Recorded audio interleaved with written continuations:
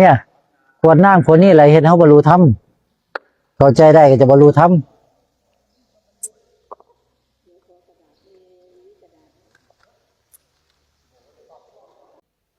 เนี่ยเขาเป็นอ่ารุ่นพี่ของแม่พระอาจารย์เวลาเขาจะไปไหนมาไหนไปด้วยกันไม่ต้องไปเขียนหรอกข้างล่างอ่ะเขียนแค่นั้นแหละพอแล้วขอ5 เครื่องมาสิขอ5 เครื่อง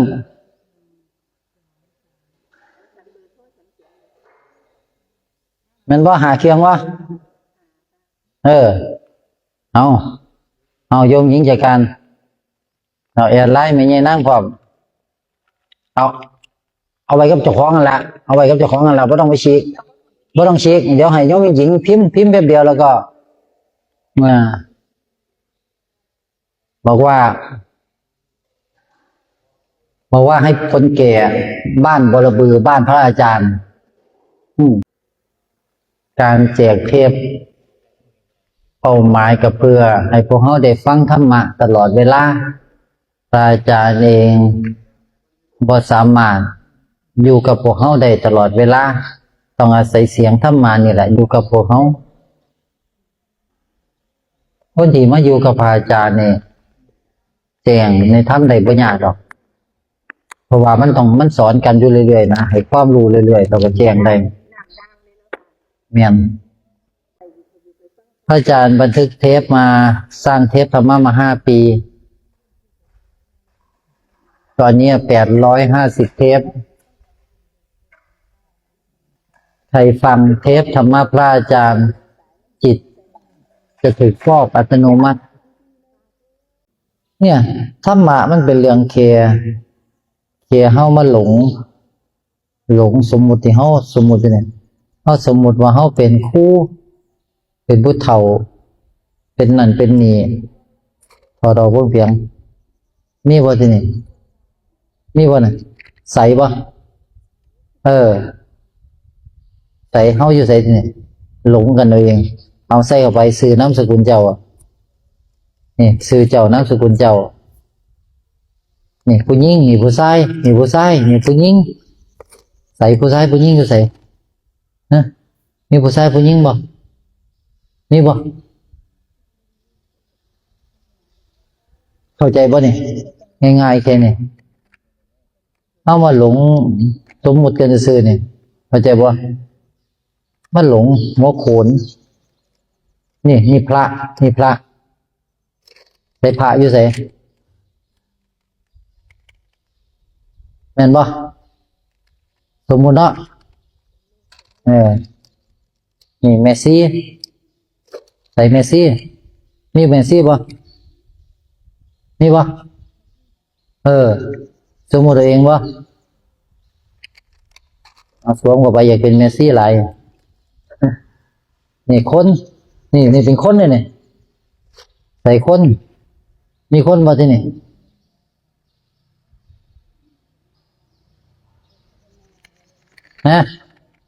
เข้าใจว่าอันนี้ผู้เฒ่าสวมเข้าไปผู้เฒ่ามีผู้เฒ่าบ่ที่นี่แมวตายห่วย อันนี้เด็กน้อยนี่เด็กน้อยเนี่ยใส่เด็กน้อยมีเด็กน้อยบ่แม่เด็กน้อยก็บ่มีผู้เฒ่าบ่มีผู้หญิงก็บ่มีผู้ชายก็บ่มีแม่สมมุติเอาเองหมดเลยตัวนี้เป็นไดที่นี่เป็นหยังอยู่บ่ที่นี่เอานี่ประเทศไทยนี่คนไทยนี่คนไทยเด้อนี่คนแอฟริกาอันนี้แอฟริกานี่คนไทยนี่คนอเมริกาเด้อนี่ว่าที่นี่นี่ว่าประเทศไทยประเทศแอฟริกามีบ่มันหลงยังกันทั้งนั้นแหละแม่เฮาหลงหมดเลยที่นี่มีหยังเป็นเฮาอีกว่าเนี่ยเบิ่งเปียงมึงโง่บ่เฮามาหลงว่าเขาเป็นคนนั่นคนนี้รวมเข้าไปอยากได้หลายเอาไปโหลดเป็นคนไทยโหลดเจ้าสวมสุดซื่อๆเนี่ยนั่นบ่การสวมสุดผู้ว่าเข้าไปนี่ผู้ว่าใส่ผู้ว่าสวมสมมุตินั่นบ่ เข้าใจเนาะนี่จะเป็นสมมุติอีกว่าที่นี่เขาอยากได้หลายสมมุติอ่ะเนี่ยสมมุติว่ามีผัวมีลูกเนี่ยนะมีผัวมีลูกว่าที่นี่เมียม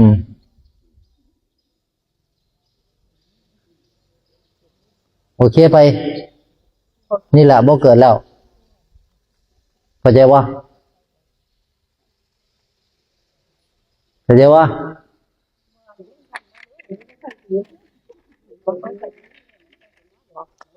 อันนี้แม่ค้าขายตำบักหุ่งนี่แม่ค้าขายตำบักหุ่งใส่แม่ค้าขายตำบักหุ่งอยู่ใส่มีบ่ที่นี่ดูแล้วบ่มีหยังเลยแม่นบ่เฮาสมมุติกันเอาเองแม่นบ่จบไปที่นี่จบไปจบแล้วหมดแล้วง่ายบ่เป็นบ่อย่างเป็นอย่างนี้บ่กันดูแม่เพิ่นเด้อ เบิ่งเนี่ย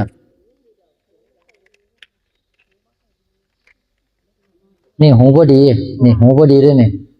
นี่หูบ่ดีแล้วนี่หูบ่ดีใส่หูบ่ดีว่าที่นี่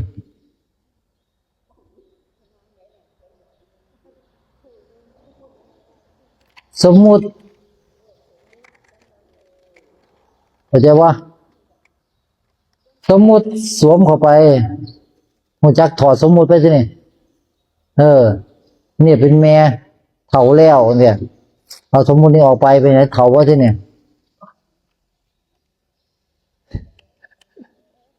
เข้าใจป่ะ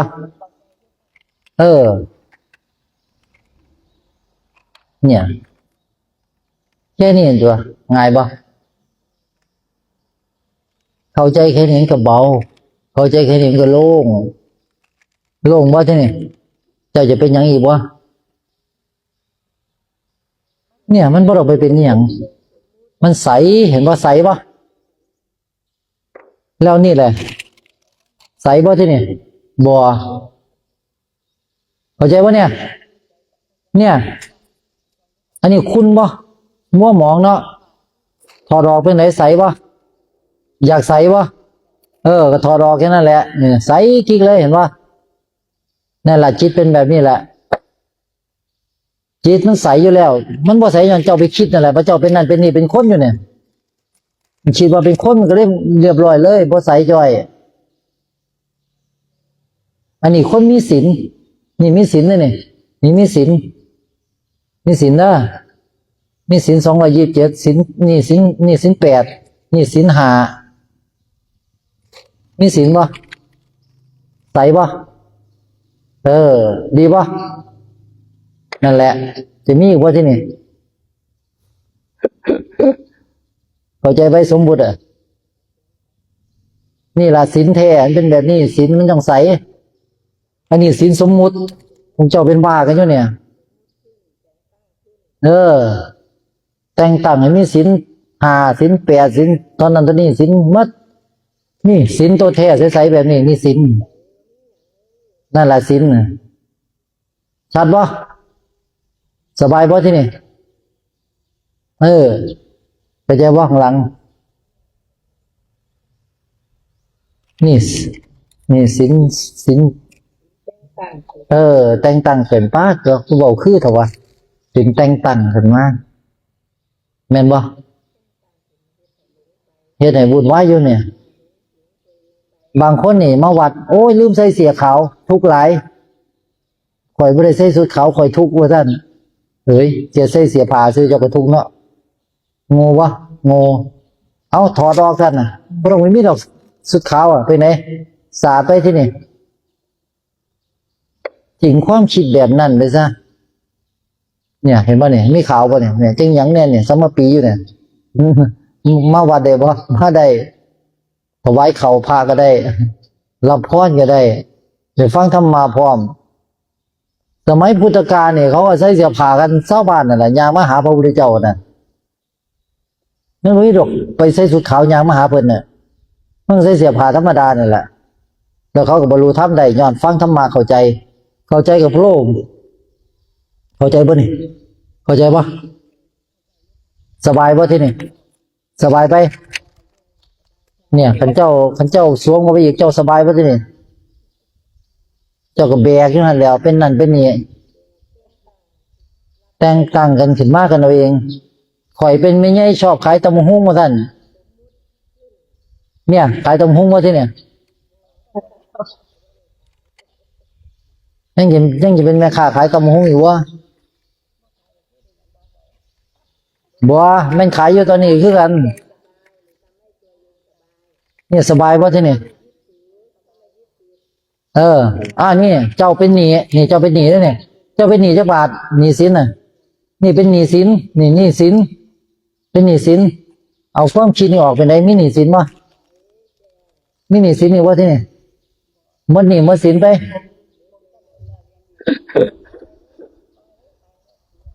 เออมันมีหนี้สินย้อนหยังย้อนบ่เขาคิดนี่ตัว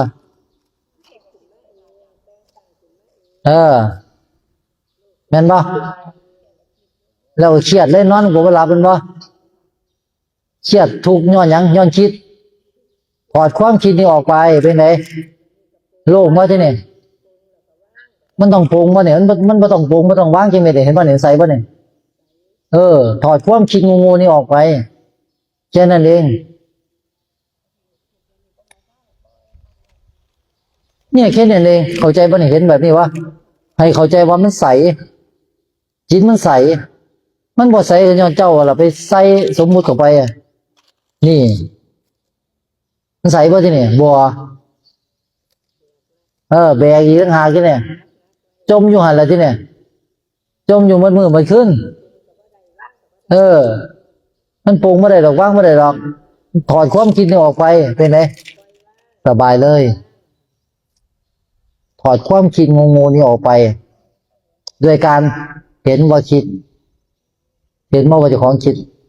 ประเด็นมีแค่นี้เบิ่งเด้อสมมติว่าคิดสมมติว่าเฮาคิดว่าเฮาเฒ่าพอคิดว่าเฮาเฒ่าเป็นไงเฒ่าวะเบิ่งเด้อเอาไหมจิตมันมีอายุบ่บ่มีเนาะตอนนี้อายุเท่าไหร่แล้วเมื่อ80กว่าแล้วนี่ใส่เข้าไปแล้วเจ้าแบกไว้ต่ออีกเจ้าไป80กว่าแล้วนี่พระท่านคิดเอาเองว่า80แม่นบ่โง่บ่เนี่ยโง่บ่โง่บ่โง่เนาะคันถอดออกไปไหนยังมีอายุบ่ทีนี่มีอายุบ่แต่ว่าจังได๋เขาบอกบ่เจ้าก็หมู่ดอกเจ้าของนั่นแหละทุกคนคือกันทุกคนแค่เห็นทุกคนแค่เห็นว่าจิตมันมีอายุบ่ได้ตรงนี้เข้าใจบ่จิตมีอายุบ่ได้เข้าใจเนาะจบแล้วแค่นั้นแหละเฮาคือจิตเฮาเป็นจิตเฮาเป็นธาตุใสๆนอกนั้นเป็นอาการปรุงแต่งทั้งหมดที่นี่พอถอดความคิดงูๆนี่ออกไปแล้วที่เหลืออยู่ที่นี่เหลือน้ำใสๆอาศัยอยู่ในขวดน้ำอาศัยอยู่ในขวดแม่นบ่แม่นบ่น้ำแมนขวดบ่น้ำเป็นขวดบ่นี่ขวดเป็นน้ำบ่บอกเราเนี่ยน้ำบ่แม่นขวดและขวดก็บ่แม่นน้ำเข้าใจเนาะน้ำบ่เป็นขวดหรอกชัดเจนเนาะคันน้ำมันเข้าใจว่ามันเป็นขวดล่ะน้ำมันโง่วะโง่นักว่าท่านคันน้ำมันเข้าใจว่ามันเป็นขวดนี่โง่นักเลยแล้วคันเฮาเข้าใจว่าเฮาเป็นคนล่ะโง่วะ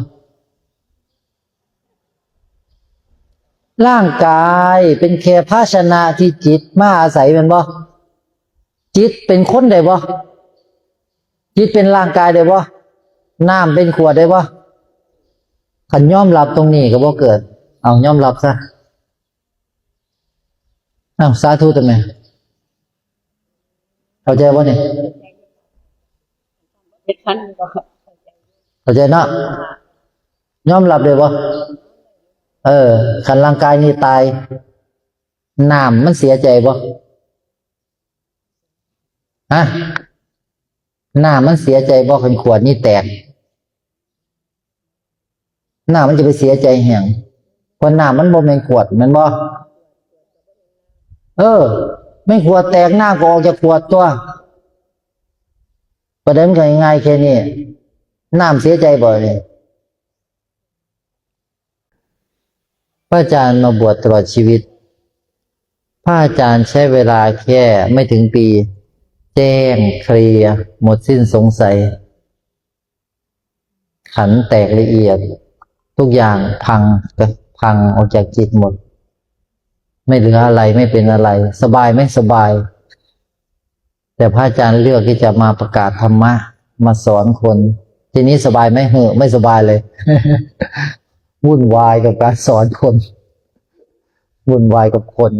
กว่าจะสอนได้แต่ละคนแต่ถามว่าจิตมันวุ่นวายไหมจิตไม่วุ่นวายหรอกจิตไม่เป็นอะไรจิตมันสบายมากเนี่ยแล้วพระอาจารย์ก็ทั้งวันเช้าเย็นดึกทุกวัน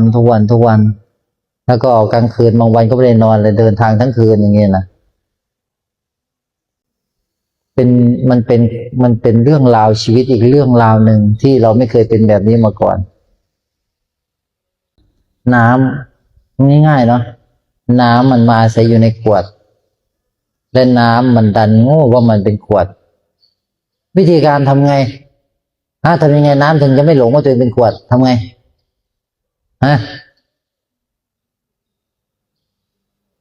บ่ฮู้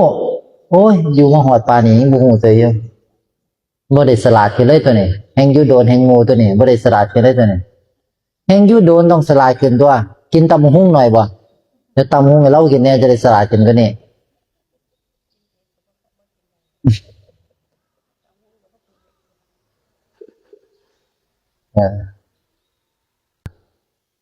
น้ำมันไม่รู้ว่ามั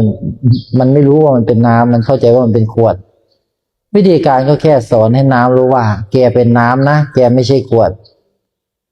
เมื่อสอนบ่อยๆเขาน้ำก็เข้าใจว่าตัวเองเป็นน้ำหลังจากนั้นน้ำก็ไม่หลงว่าตัวเองเป็นขวดอีกต่อไปจบง่ายปะแค่นี้ถ้ามาสอนอาจารย์ต้องมาสอนบ่อยๆพระพุทธเจ้าบอกว่าขวดไม่ใช่เราพระเจ้าบอกว่าร่างกายนี้ไม่ใช่เราไม่ใช่ของเราแม่นบ่โลกใบนี้ก็ไม่ใช่เราไม่ใช่ของเราแม่นบ่เดี๋ยวยึดหาสแต็กยังไง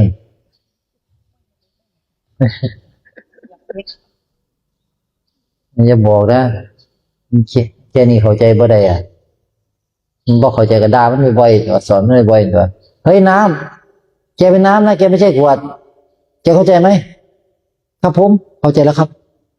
จบบนตัวแม่นบ่ที่นี่ธรรมชาติของน้ำมาใส่อยู่ในขวดมาใส่แล้ว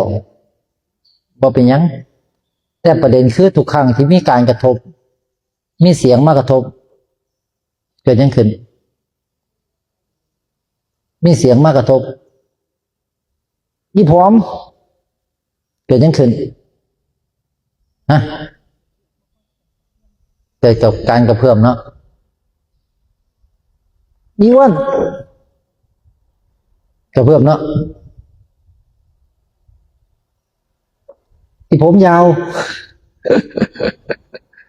กระเพื่อมเนาะอีผมสั้นโอ้ยมันบอกอย่างมากกับกระเพื่อมทั้งนั้นตัวนี้คามเลย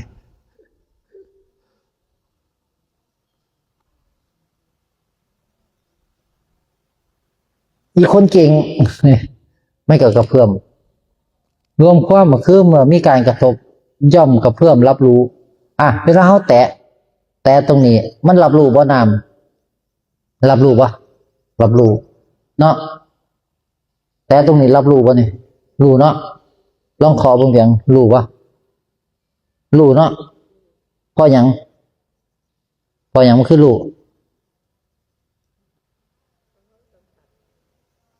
เพราะว่ามันมีจิตทำหน้าที่รับรู้ขันบ่มีจิตเด้รับรู้ปะบ่รู้เนาะเพราะว่ามีจิตเข้าใจปะ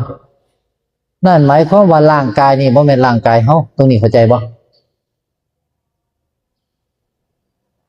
ขันเอาน้ำออกจากขวดเฮ เขากระทบขวด มันจะมีการกระเพื่อมบ่กระเพื่อมน้ำมันบ่มีอะมันจะเอาหยังกระเพื่อมเอาน้ำออกจากขวดเหลือแต่ขวดเปล่าๆเขาจับขวดแล้วมันรู้สึกได้บ่บ่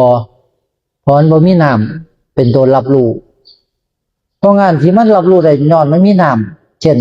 เขาจะสัมผัสตรงใดก็ตามนะมันจะกระเพื่อมสัมผัสตรงใดก็ตามก็กระเพื่อมทุกครั้งที่เขาสัมผัสมันจะเกิดการกระเพื่อมทันทีนั่นแหละเป็นการทำงานของน้ำนั่นคือจิตการทำงานของจิตคือเมื่อมีการกระทบย่อมกระเพื่อมรับรู้นั่นหมายความว่าอาการกระเพื่อมนี่มันเป็นน้ำบ่ฮะแม่นน้ำบ่บ่ต้องมาสนใจเพิ่นหรอกสนใจนี่บ่สนใจธรรมะบ่พระอาจารย์ให้รักษาให้เขารักษาสนใจธรรมะเปลี่ยนมันจะได้แจ้งมันจะได้บ่เกิดอีกสนใจแต่เขาเฮ้ยส่งจิตออกนอกหันหน้ามาทางเพียงหันไปหาสแต็กยังทั้งบุญมานี่ได้อย่าค่ายเลยมันโง่มาเปิกไหลแนมอยู่หันล่ะอยู่ห่วงยังเลยใหญ่ปานนี้หรอกมันกันเด็กน้อยมันเราบ่ตายดอกให้เราตายไปเลยสอนทำไมยังไปสนใจทั้งอื่นอยู่เพราะว่าส่งจิตออกนอกพระพุทธเจ้าสอนให้ส่งจิตออกนอกบ่เนี่ยมึงจะคล้องกันตัวเดี๋ยวจะค่ายเลยห่วยง่ายปะเนี่ยโมโหจักเรียงจะเล่าอยู่ไปหน้ามันมาใส่อยู่ในขวดมันโมเมนขวดเข้าใจปะเนี่ยเรายึดว่าเจ้าของเป็นขวดหาสแต็กยังเริ่มหายเลยไปเลยยังจะไปขวดอีกว่าที่เนี่ยนี่ตอบยังก็ตอบรถมึงมาตายหรอกจะตอบเสื้อน่ะขวดบ้าขวดบอยยังไงเนี่ยหน้ามันเข้าใจว่ามันเป็นขวดมันโง่แต่หน้ามันโมเมนขวดแม่นบ่ขวดก็ว่าไม่น้ำโอ้ยอยากให้รางวัลเถอะวะบ่ถูกใจแต่เว้ยเป็นสี่นะแม่ขวดมันบ่เป็นน้ำบ่เป็นขวดเข้าใจได้ว่าง่ายๆแค่เนี้ยร่างกายบ่แม่นจิตจิตบ่แม่นร่างกายเข้าใจว่าเรายึดหาสแต็กให้ขันจบแล้วทำไมไม่แค่นี้ล่ะเข้าใจพ่อยังไงกันเนี่ยเพราะร่างกายมันสิตายซะหัวมันเพราะน้ำมันบ่ตายขวดมันพังน้ำก็ไปหาขวดใหม่มันโง่หลายแต่ว่าเป็นจังแต่ว่าเฮ็ดจังไหนน้ำถึงจะบ่ไปหาขวดใหม่คันเฮาเอาน้ำนี่เทขึ้นมหาสมุทรน้ำจะกลายเป็นมหาสมุทรนั่นบ่เฮาหาน้ำของเฮาพอบ่หาพอบ่พอยังมันกลืนเป็นอันเดียวกันเนาะมันกลืนเป็นอันเดียวกันบ่แม่นบ่แล้วพอน้ำมันมาอยู่ในขวดกลับกลายเป็นเจ้าของเป็นขวดว่าซั่นคุณลักษณะของน้ำมันเป็นเนื้อเดียวกันกับมหาสมุทรจิตเฮาก็เป็นแบบนี้จิตเฮาเป็นเนื้อเดียวกันกับความว่างๆตรงเนี้ยเนี่ยความว่างตรงนี้ความว่างตรงนี้ความว่างตรงนี้อันเดียวกันเลยเฮาเป็นเนื้อเดียวกันกับจักรวาลเลยนั่นแหละธรรมชาติของน้ำเมื่อมีการกระทบมันจะกระเพื่อมนี่เฮาเฮ็ดจังได๋เฮาถึงจะฮู้ว่าอาการกระเพื่อมนี่มันบ่แม่นเฮานี่อาการกระเพื่อมนี่เป็นน้ำบ่มันบ่แม่นน้ำเป็นแค่คลื่นเนาะเป็นแค่อาการของน้ำเนาะแค่นี้เองตอนเฮาเข้าใจว่าเฮาเป็นน้ำอาการกระเพื่อมมันก็บ่แม่นเฮาขวดก็บ่แม่นเฮาจบเลยเสียงที่เว้าอยู่นี่มันเสียงเฮาบ่นี่คือเสียงนะข่อยหิวข้าวคำว่าข่อยหิวข้าวคืออาการกระเพื่อมตรงนี้เข้าใจได้บ่ข่อยเครียดคำว่าเครียดคืออาการกระเพื่อมข่อยโกรธข่อยดีใจข่อยเสียใจเป็นอาการกระเพื่อมหมดเลยยึดได้บ่ที่นี่จะยึดบ่ เพราะฉะนั้นความโกรธเป็นธรรมชาติปะความดีใจเป็นธรรมชาติปะลมนี่มันธรรมชาติปะฮะแดดเป็นธรรมชาติปะกลางเว้นยังเป็นธรรมชาติปะกลางคืนเป็นธรรมชาติปะเนี่ยขยับมืออยู่เนี่ยเป็นธรรมชาติปะนั่นปะแล้วอันเนี้ยเป็นธรรมชาติปะอารมณ์สุขเป็นธรรมชาติปะก็เป็น เมื่อมีการกระทบมันกระเพื่อมเป็นธรรมชาติปะเป็นธรรมชาติปะมันธรรมชาติปะเป็นธรรมชาติปะเนี่ยมันกระเพื่อมเป็นธรรมชาติปะฮะมันธรรมชาติปะมันว่าเป็นธรรมชาติปะเนี่ยมันกระเพื่อมแบบเนี้ยเป็นธรรมชาติปะเนี่ยกระเพื่อมเป็นฟองด้วยเป็นธรรมชาติปะเฮายางได้เป็นธรรมชาติปะเฮานอนหลับเป็นธรรมชาติปะหมากัดกันเนี่ยเป็นธรรมชาติปะว่าเป็นธรรมชาติประกันโอ้ยตายต้นไม้มันใหญ่เนี่ยเป็นธรรมชาติปะเอาบอกเป็นธรรมชาติหรอบอกแม่เพิ่งเข้าใจว่าธรรมชาติแม่หมากัดกันเนี่ยเป็นธรรมชาติปะแม่ต้นไม้ใหญ่เนี่ยมันมาเป็นธรรมชาติปะเนี่ยลมพัดใบไม้ปลิวเป็นธรรมชาติปะอันนี้เป็นแล้วต้นไม้มันใหญ่เนี่ยมันเป็นธรรมชาติปะแม่เจ้ามันคิดอย่างประนั้นตายต้นไม้ใหญ่มันมาเป็นธรรมชาติเลยโอ้ยมันก็ธรรมชาติทุกอย่างอ่ะแหละมันไม่อย่างว่าเป็นธรรมชาติเลยเนี่ยแม่นพระสันเออแม่นบอกอยู่นี่เป็นธรรมชาติปะแม่นปะเนี่ยกำลังหัวเร้อนยิ่งแขวอยู่เนี่ยเป็นธรรมชาติปะนั่นแหละถูกต้องเข้าใจว่าเป็นธรรมชาติปะเราเป็นธรรมชาติปะตอนนี้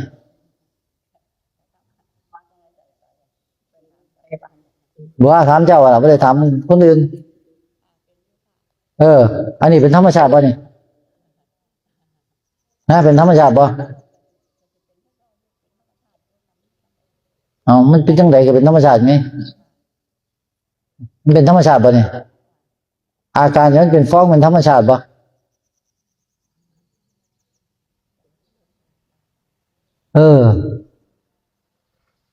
เนี่ยขยับมันจะเป็นธรรมชาติกับเพื่อมเห็นไหมเนี่ยธรรมชาติของจิตเขาเป็นน้ำใสๆเนี่ยน้ำใสๆนี่แมนขวดบ่แมนอาการกับเพื่อมเนี่ยแมนน้ำบ่แมนพระพุทธเจ้าบอกว่ารูปไม่ใช่เรานามก็ไม่ใช่เราเนี่ยอาการกับเพื่อมเนี่ยบ่แมนเขาขึ้นน้ำเข้าใจแค่นี้ก็บ่เกิดสาธุยังงูหลายเรื่องง่ายๆแค่เนี่ยพระพุทธเจ้าสอนว่ารูปและนามไม่ใช่เรารูปคือรูปร่างนามคืออาการปรุงแต่งเนี่ยอาการเนี่ยมันไม่ใช่เราคือไอ้น้ำใสๆเพราะฉะนั้นขวดจะเป็นขวดยี่ห้อไหนแบบไหนเหลี่ยมมีแขนมีขามันก็บ่แม่นเฮาบอกเฮาคือน้ำแม่นบ่แม่นอาการโกรธเกิดขึ้นมันก็บ่แม่นเฮาเนี่ยมันคลายแล้วเห็นป่ะเนี่ยมันบ่แม่นอาการดีใจเนี่ยดีใจเนี่ยเกิดขึ้นมันเห็นอย่างน้ำเลยบ่มันเป็นแค่อาการของน้ำมันบ่แล้วเขายึดกันเห็นอย่างขณะที่ได้ยินเสียงพระอาจารย์อยู่ตอนนี้เห็นป่ะเนี่ยฉันได้ยินแล้วเนี่ยอาการได้ยินแล้วเนี่ยอาการได้ยินมันเป็นเฮาบ่มันเป็นน้ำบ่หัวเราะบ่ท่านไม่เข้าใจบ่เข้าใจอยู่แล้วแหละบ่ได้น้อมจักเม็ดบ่ได้สนใจจักเม็ดฟังบ่เข้าใจบ่เรียกง่ายๆแค่นี้พระพุทธเจ้าบอกว่าเราคือจิตมาอาศัยอยู่ในขวดหรืออาศัยอยู่ในร่างกายเพิ่นตรงนี้ว่าบอดี้เนี่ยบอดี้เนี่ยอันนี้คือบอดี้เฮาเข้าไปอาศัยอยู่ในบอดี้นี่ นั่นแสดงหมายความว่าบอดี้นี่ร่างกายนี่บ่แม่นเฮาแน่ๆเข้าใจบ่เฮาแค่เข้าไปอาศัยซื่อเข้าใจว่ายังไงกันเนี่ยเข้าใจหามยึดนะยึดเนี่ยโง่ไรน้ำเนี่ยครับมันเข้าใจว่ามันเป็นขวดนี่คือความโง่เขลาความบ่รู้และน้ำมันเข้าใจว่าอาการกระเพื่อมนี่เป็นมันอีกต่างหากเนี่ยหิวข้าวนี่คืออาการหิวเขาจิตมันกินเขาได้บ่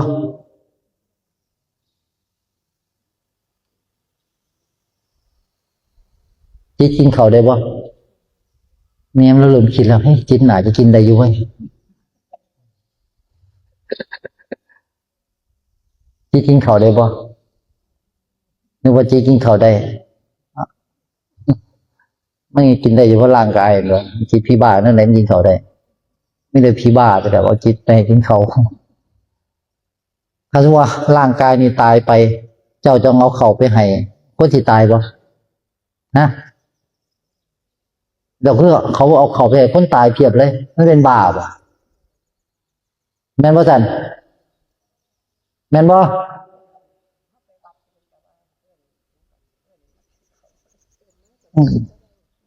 เดี๋ยวพี่บ้าไงดวงจิตมันกินเขาได้ต้องมาเหิงเป็นบ้าบ่ผู้ใดสอน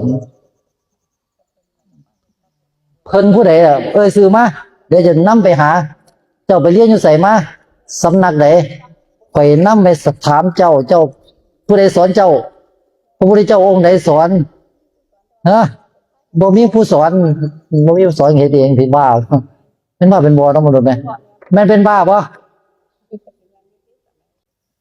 เจ้าเข้าไปให้จิตกินได้ไดครับบ่จิตมันบ่มีรูปบ่มีร่างกายมันต้องการอาหารแต่จิตมันไม่ได้ต้องการอาหารจิตต้องการนี่ยังนะจิตต้องการธรรมะเข้าใจบ่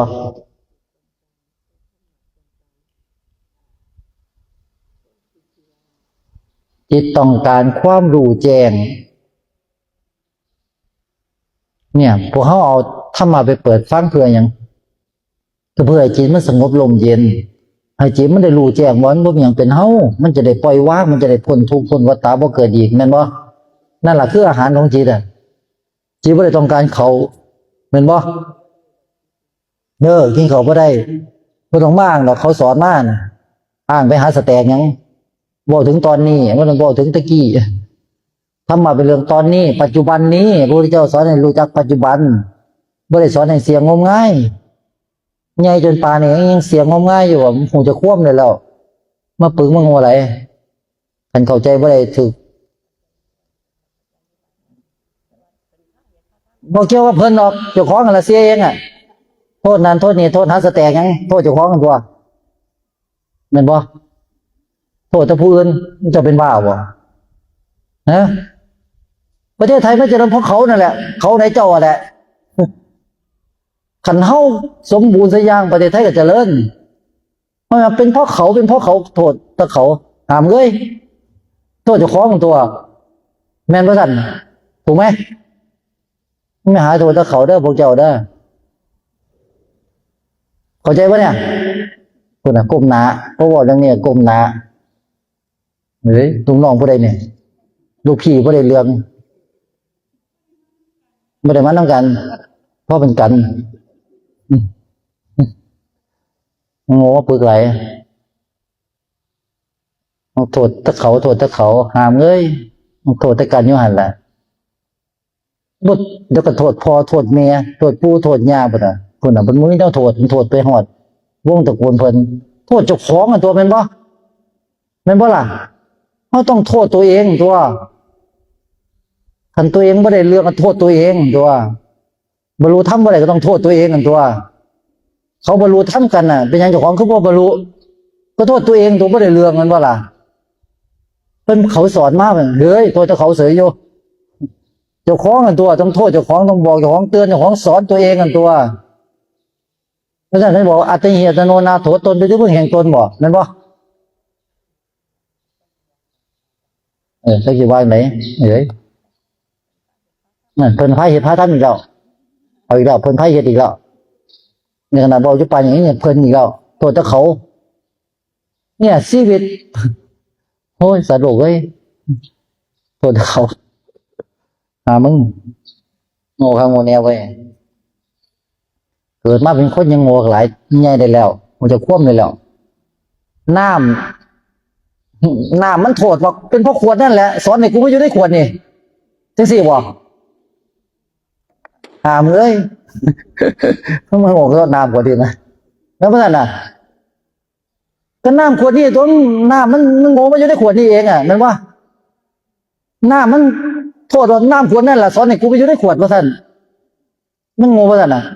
มันบ่แม่นโง่ธรรมดามันโทษผู้อื่นพร้อมอ่ะแม่นบ่ต้องไปมองผู้อื่นหรอกมองมาหาเจ้าของกันล่ะคุณน่ะท่านเป็นมองผู้อื่นเพราะเป็นกันแต่ละคนโทษตัวเองเสมอโดยจะมาหาโทษผู้อื่นเจ้าของโง่มาอยู่ในขวดนี่แล้วเจ้าของก็โง่ว่าเจ้าของเป็นขวดเจ้าของก็โง่ว่าเจ้าของเป็นอาการปรุงแต่งแล้วก็สุดท้ายก็บอกว่าเป็นนอนขวดนั่นแหละมันสอนให้กูไม่อยู่ในขวดว่าท่านมันโมแมนมันต้องสอนตัวเองตัวเฮ้ยฉันมาอยู่ในขวดได้ไงเนี่ยเฮ้ยฉันเข้าใจว่าฉันเป็นขวดเหรอแล้วที่มันกระเพื่อมนี้ใครอาการกระเพื่อมนี้ไม่ใช่เราเหรอขวดนี้ไม่ใช่เราเหรอถ้าขวดนี้ไม่ใช่เราอาการกระเพื่อมไม่ใช่เราแล้วเราไปยึดทำไมเนี่ยน้ำก็เริ่มหูจักว่าฉันคือน้ำนี่ว่าขวดมันจะเป็นอะไรมันก็ไม่เกี่ยวกับฉันนี่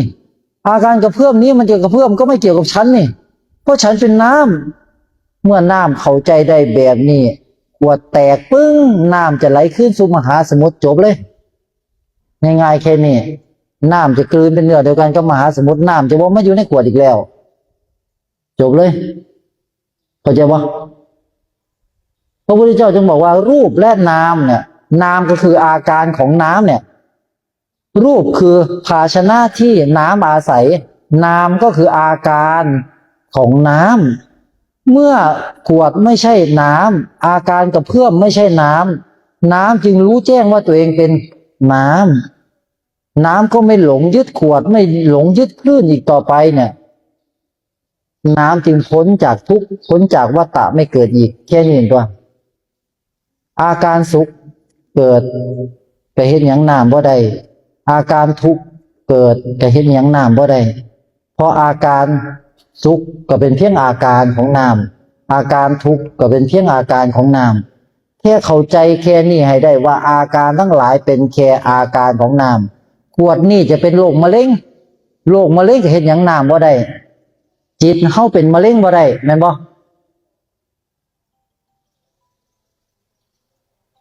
มะเร็งเป็นได้เฉพาะร่างกาย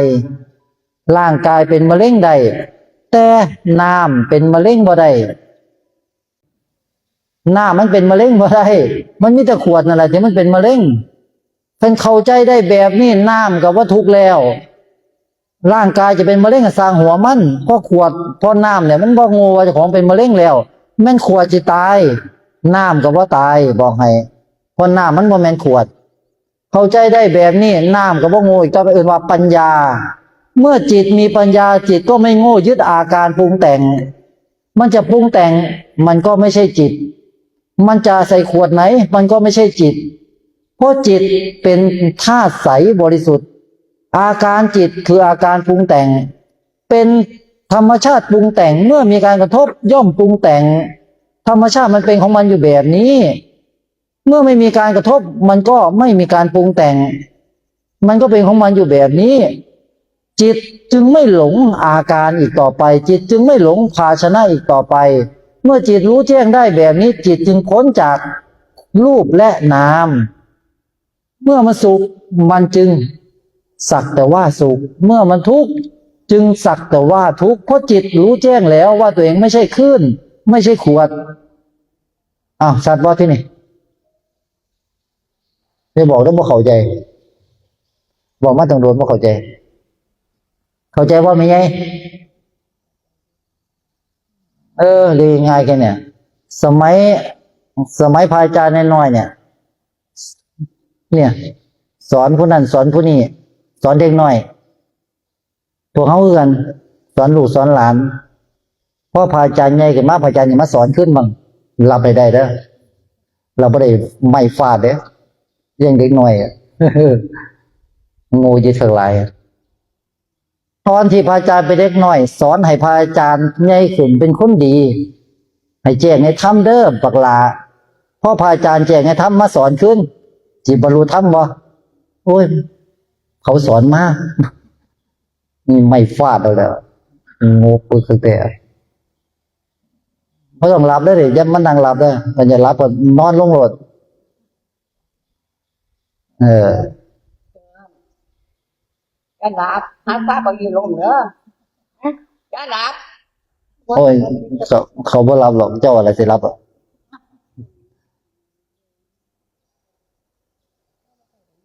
เนี่ยไม่ใช่นั่งเนี่ยพระอาจารย์เราเทปให้ฟังแต่โดนแต่ดีบ่ค่อยฟังตะกี้ดื้อหลาย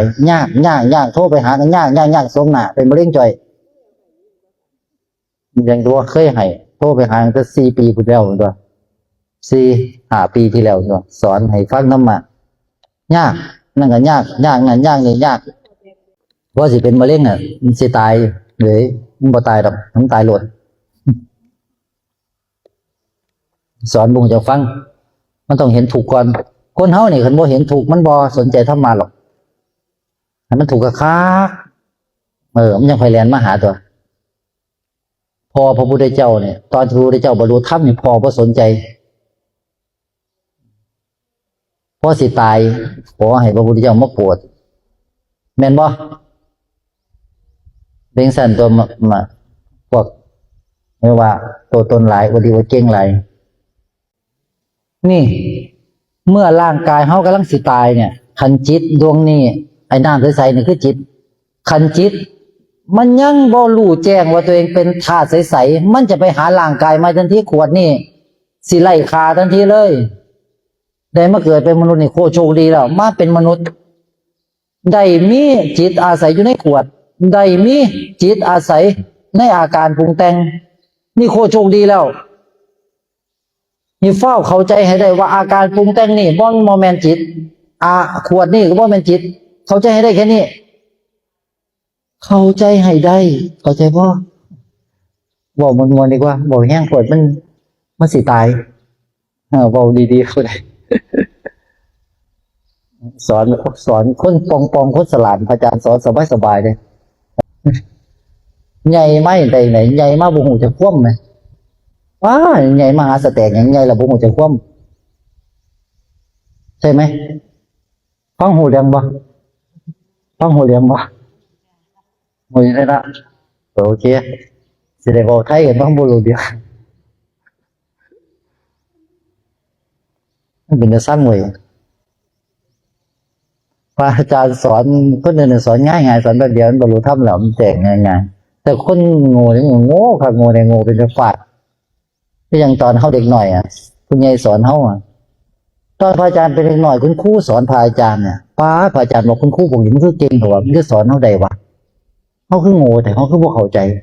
พระอาจารย์ยานครูมากเลยเห็นครูเป็นนั่งฝ่าเป็นเทวดาไปพระอาจารย์ก็จังหมาหน่อยตัวหน่อยในขี้ดินมันนะพระเพิ่นคืองามคือเก่งคือดีแต่เพิ่นคือสอนเฮาได้ว่าเพิ่นคือเก่งแท้สอนเพิ่นหลายพ่อมื้อนึงพระอาจารย์ที่ตำรวจอยู่ตลาดตอนอยู่ป .4 ครูอยู่พินบ่อยู่พินวิจารณ์จิตรู้จักบ่อยู่พินวิจารณ์จิตรู้จักบ่เนี่ยรู้จักอยู่พิน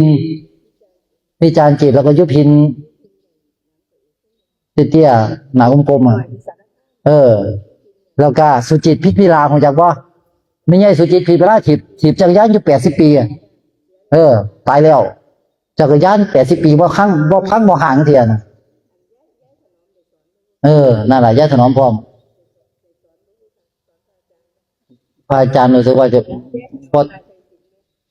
รู้จักอยู่แต่ห่างจำบ่ได้ว่าเพิ่นสอนอยู่สั้นใดวชิระก็จำได้อยู่ห่างจำบ่ได้ว่าอยู่สอนของใดอันนี้สอนอยู่โอ้ยอย่าบอกหลายๆมันนึกบ่ออกจำได้หมดอยู่ ห่างจำไม่ได้ว่าสอนตอนไหน อยู่ประถมนั่นแหละ ตอนนั้นเนี่ยพระอาจารย์ยานคู่มากเลยเพิ่นคือเก่งแต่เพิ่นสอนเฮาได้เนี่ยเพิ่นคือเก่งแท้เพิ่นคือจังนางฟ้าพุ่นน่ะตอนนั้นพระอาจารย์ถีบ200อยู่ป .4 อ่ะถีบ200อยู่ตลาดบรเบือเลยเห็นครูอยู่พิณวิจารณ์จิตนั่นน่ะจำบ่ผิดอ่ะเพิ่นย่างมาซื้อของอยู่ตลาดอยู่ข้างถนนน่ะบ้านกับพื้นน่ะเฮ้ยครูประจำชั้นเฮาตัวนี้แม่นจะไปเรียนอยู่ไสดีย่านเพิ่นหลายเอ๊ะเพิ่นมาหยังมาซื้อผักอยู่ข้างทางข้างถนนกับพื้นดินนะว่างอยู่กับขี้ดินนะนั่งเราก็ซื้อผักพระอาจารย์เห็นเอ้าเพิ่นคือจังมาซื้อผักกับขี้ดินเอ้าเพิ่นบ่ได้เป็นนางฟ้าบ่เอ้าเพิ่นบ่ได้กินข้าวทั้งฟ้าบ่เอ้าเพิ่นเป็นคนคือจังเฮาตัวนี้เอ้าห้ามเอ้ยกูเข้าใจผิดตัวนี้ที่พระอาจารย์พลิกตึ้มเลยณขณะจิตนั้นตรัสรู้เลยโอ้ยเพิ่นเป็นครูได้จังไหนทั้งนั้นคิดไปคิดมาโอ้เพิ่นใหญ่มาก่อนเฮาเพิ่นเรียนจบก่อนเฮาเพิ่นก็เลยมาสอนเฮาอ๋อมันเป็นจังซี่บ่นับแต่นั้นมาพระอาจารย์บ่เคยเคารพคุณครูอีกเลย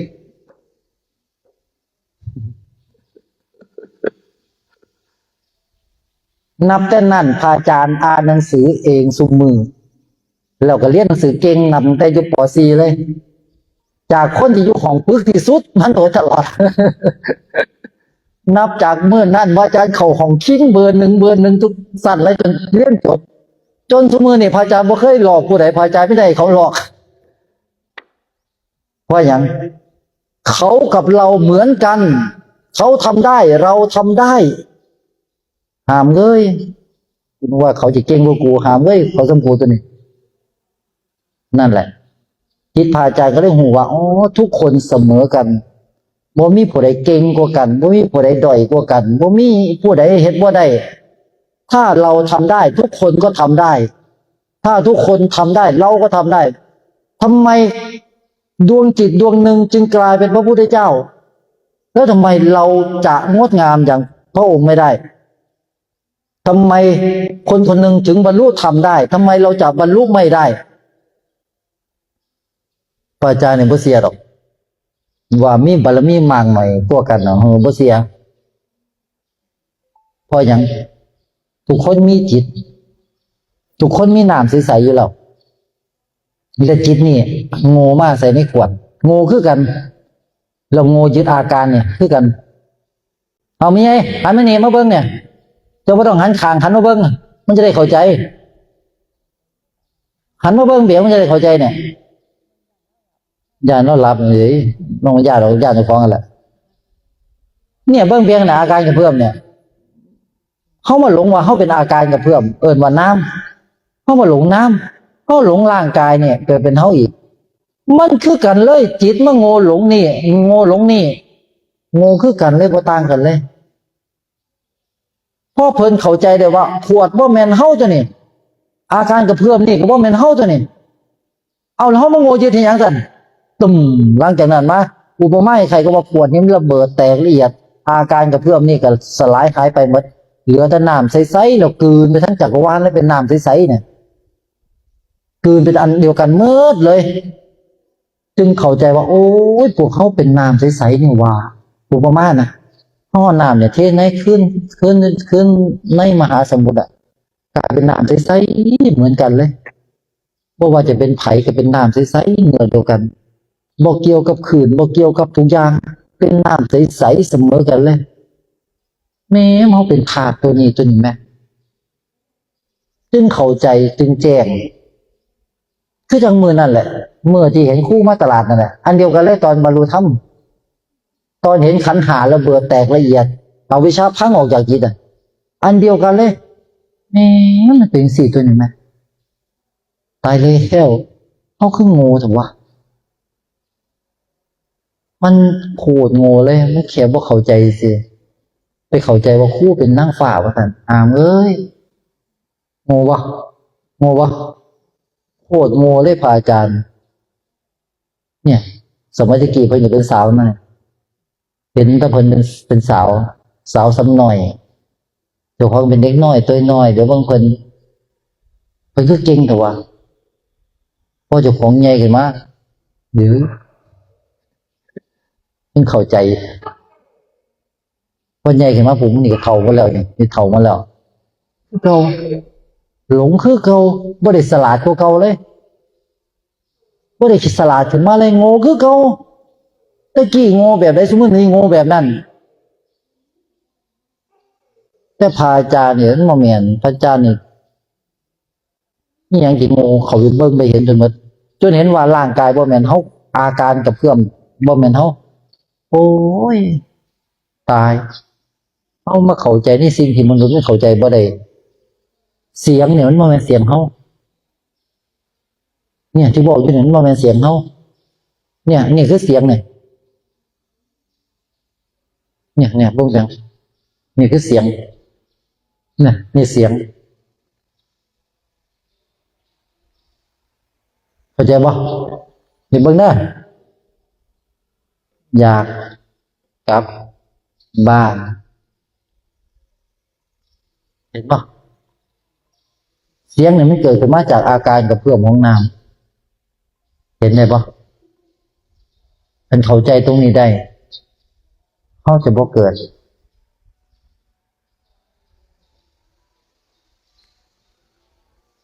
ง่ายบ่ง่ายบ่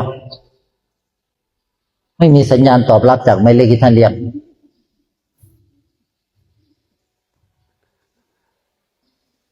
เข้าใจบ่อย่าบอกได้มึนตึบแล้วตอนนี้สมองสติสตังค์ไปหมดแล้วมันสติสตังค์ไปแล้วตอนบอกว่าธรรมชาติน่ะต้นไม้เนี่ยมันใหญ่เนี่ยมันเป็นธรรมชาติบ่บ่แม่นธรรมชาติหมดเลยเป็นธรรมชาติเนาะมันบอกอยู่นี่เป็นธรรมชาติบ่ถูกต้องเป็นหัวลอยอยู่นี่ก็เป็นธรรมชาติลมพัดก็เป็นธรรมชาติเนี่ยเป็นธรรมชาติบ่น่ะเบิ่งเนี่ยเป็นธรรมชาติบ่หมากัดกันเป็นธรรมชาติบ่ทีนี้ปลาใหญ่กินปลาน้อยเป็นธรรมชาติบ่คนกินสัตว์เป็นธรรมชาติบ่แล้วคนก็ลงหมอนรกเป็นธรรมชาติบ่ถูกต้องสมน้ำหน้า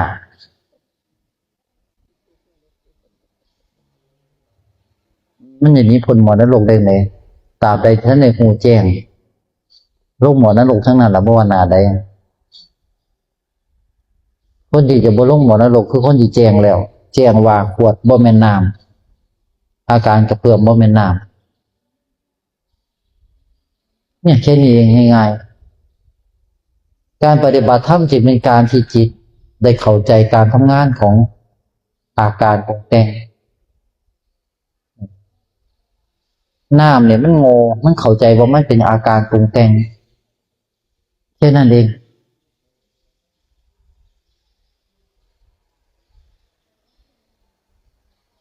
เนี่ยก็ถูกสอนอยู่น่ะถูกสอนถูกขัดเกลาการบ่สอนพวกหูเรียงงูอันนั้นก็งูกันน่ะบ่ได้สลาดเลยผ่านมาจากปีก็งูคือเราบ่พัฒนา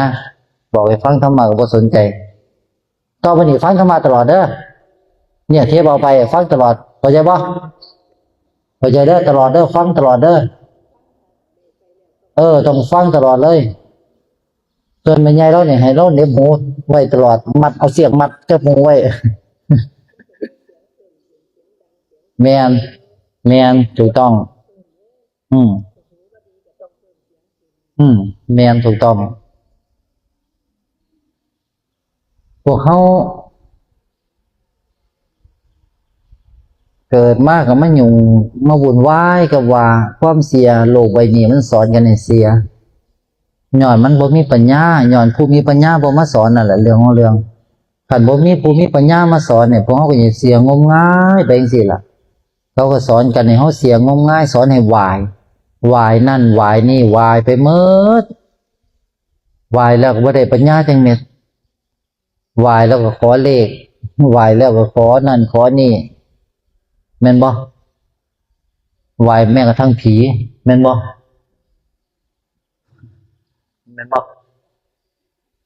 ผีก็คือจิตที่มันโง่พ้นจากความคิดบ่ได้ยึดนั่นยึดนี่ผีน่ะเฮาก็ไปไหว้ผีไหว้ดวงจิตที่มันโง่นะจิตที่โง่อยู่แล้วก็ไปไหว้จิตที่โง่ด้วยกัน แล้วจิตที่โง่ก็มาหลอกจิตที่โง่โดยกันแล้วจิตที่โง่ก็เลยไหวกลับไปกับมาอยู่พบนี่แหละโง่จริงๆไปใจว่าโอ้ยมันจะไม่มันป่านนี้ตัวมากเลยโง่ว่ามันนี่โง่คนนั้นเองก็นี่แหละพอใจเห็นเราไปใจโอ้ยสังเวชหลายจริงๆหังบอกว่าได้มันโง่คักโง่ชนิดที่ว่าพอเขาเสียบ่ได้บ่ละบ่คิดว่าจะโง่ได้ขนาดนั้นเลยอีกต่างหากหนังแบบนี้ล่ะน้ำมันเสียว่ามันเป็นมนุษย์โง่บ่เนี่ยน้ำใสๆเนี่ยมันเสียว่ามันเป็นมนุษย์โง่บ่แล้วมันเสียว่ามันมียี่ห้อพร้อมโง่บ่โง่บ่สัตว์บ่โง่เนาะแค่นี้แหละจบแล้วโคตรโง่เลยน้ำมันเสียว่ามันมีมันคิดได้มันเสียว่ามันฉันเป็นมนุษย์นะเบิ่งเปียงธรรมชาติของน้ำมันจะพ้นจากการเข้ามาอยู่ในขวดได้ยังไง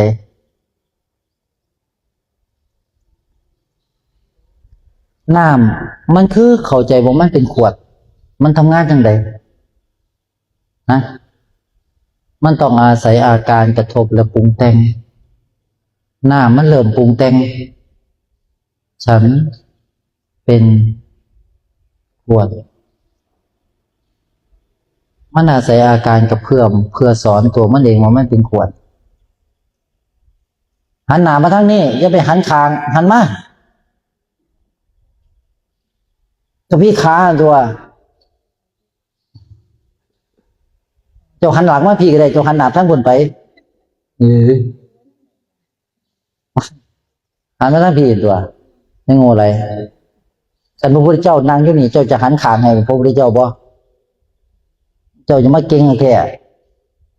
ไม่บ่สั่นมันก็ต้องหันหน้าเพิ่นเข้าหาเพิ่นนั่นตัวมันบ่เข้าหาผู้ที่เพิ่นแจ้งแล้วนั่นตัวเพิ่นจะให้ไปได้ก็ต้องเข้าหาเพิ่นนั่นตัวเพราะไม่หันขางให้เพิ่นให้ผู้เฒ่าจังซี่ล่ะมันปึกหลายโง่หลายชั่วหลาย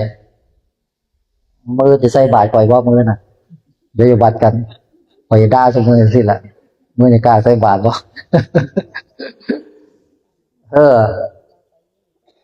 เดี๋ยวฮู้กันมื้อน่ะ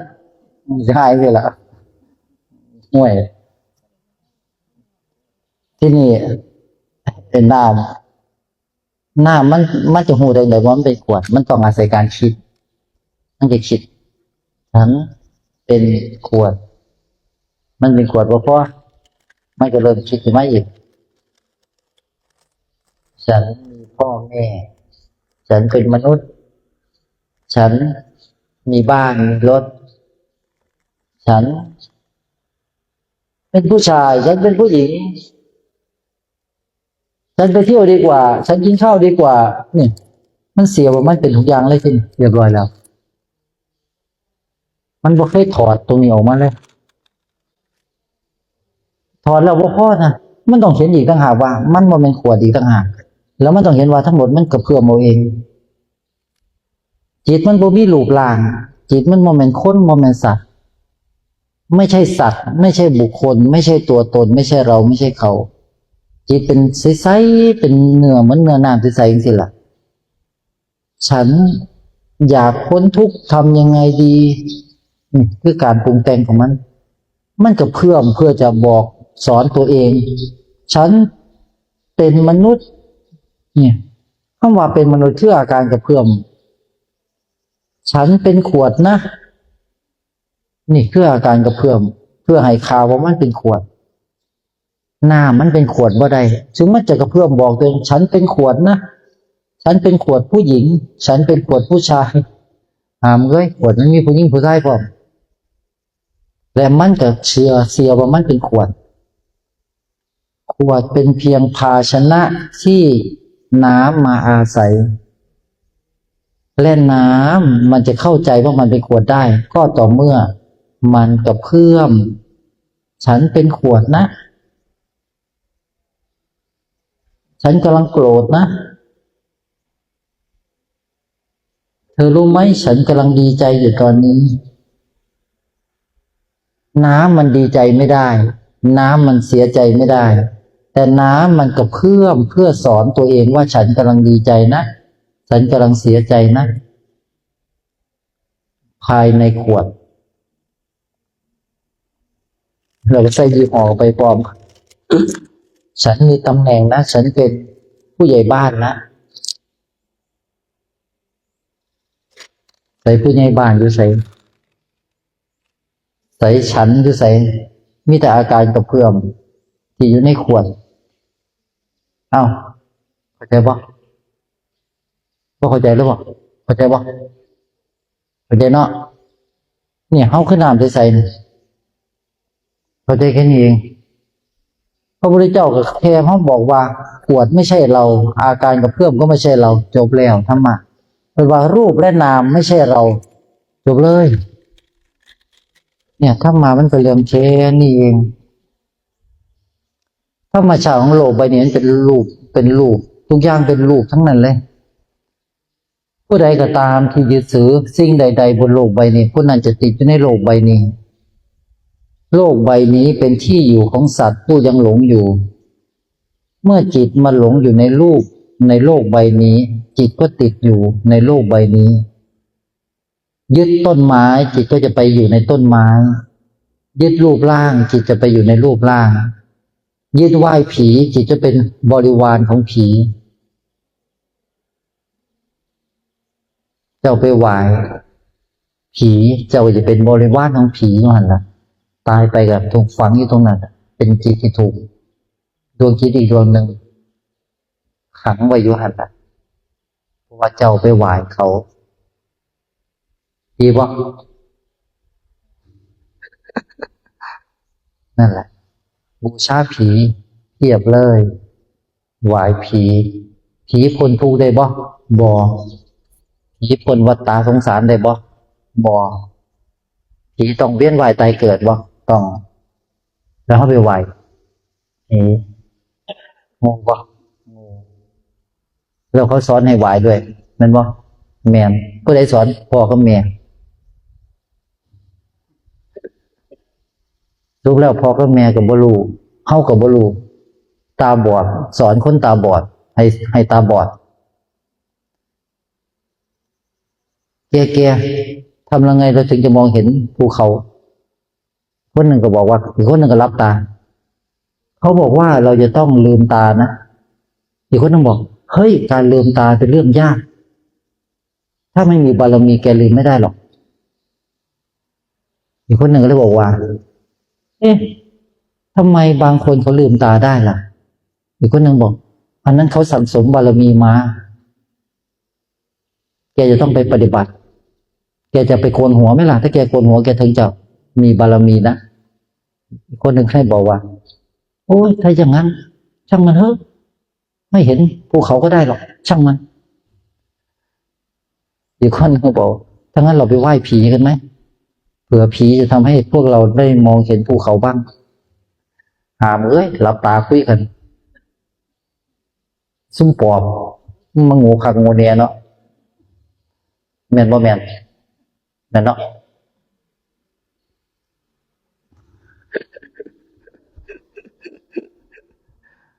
มือไหลจิตมันงูเฮ้ยจิตแกว่าถ้าเราไปอาศัยในร่างกายมนุษย์เนี่ยเราจะอยู่ได้นานแค่ไหนจิตอีกตัวหนึ่งก็บอก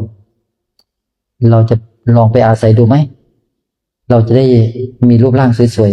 ๆจิตอีกตัวหนึ่งบอกใช่นะเราไปเกิดกันดีกว่าได้ไปอาศัยในร่างกายมนุษย์เฮ้ยฉันเป็นมนุษย์แล้วดีใจฉันมีพ่อมีแม่ด้วยมาหามุยคนเฮ้ยแกก็เป็นมนุษย์เหมือนฉันเหรอใช่ฉันก็มีพ่อมีแม่แล้วฉันเป็นมนุษย์แล้วถ้างั้นเดี๋ยวเราใช้ชีวิตกันให้เต็มที่ดีกว่าจิตเดียวทั้งหมดถ้างั้นเราลุยเต็มที่เลยใส่ชีวิตมา จนเฒ่าแล้วเฮ้ยทำยังไงถึงจะพ้นทุกข์วะเพื่อนเฮ้ยมันต้องสั่งสมบารมีวะอันเดียวกันกับเมื่อกี้เลยเดียวกันเฮ้ยต้องสั่งสมเฮ้ยต้องปฏิบัติโอ้ยทำยังไงเราถึงจะพ้นจากร่างกายนี้แล้วทำไงเราถึงจะเห็นว่าร่างกายนี้ไม่ใช่เรา เพื่อนทำไงดีเพื่อนนึงบอกเฮ้ยมันต้องเดินจงกรมนั่งสมาธิปฏิบัตินะไม่งั้นเราจะพ้นไม่ได้หรอกเพื่อนก็นึงเฮ้ยแต่ศาสนาของฉันไม่ได้สอนแบบนั้นนะเราต้องไปไหว้พระเจ้าไหว้เทพไหว้ผีเราทำแบบนี้แหละแล้วเราจะพ้นจากทุกข์ทั้งปวงเลยตอนนี้มันเสียวันเป็นคนแล้วที่แรกมันเสียวันเป็นดวงจิตตอนนี้มันเสียวันเป็นคนถามเฮ้ยพ่อมันกันเข้าใจบ่มันมาอาศัยในความเป็นมนุษย์แล้วมันก็เสียว่ามันเป็นมนุษย์แล้วมันจะบอกหาทางเพื่อจะพ้นจากความเป็นมนุษย์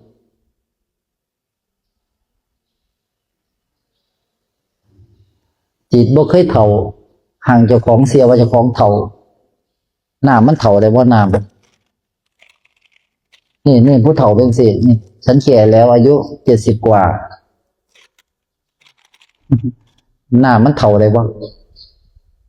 น้ำเฒ่าก็ได้เนาะแต่น้ำมันเสียว่ามันเฒ่าแล้วงูวะคือเสียงเบาลงแทนแรกๆก็ยังสูงเสียงดังอยู่เราเริ่มหมดสิ้นกำลังใจแล้วไม่หลงเหลืออะไรแล้วเนี่ยเรื่องง่ายๆแค่นี้แหละที่มนุษย์เข้าใจบ่ได้ท่านเข้าใจได้เจ้าจะบ่เกิดแค่นั้นเลยง่ายๆแค่นี้แหละน้ำมันมาใส่อยู่ในนี่แล้วมันก็เสียว่ามันเป็นขวดแค่นั้นเองง่ายๆแค่นี้โดยอาศัยที่มันกระเพื่อมให้คา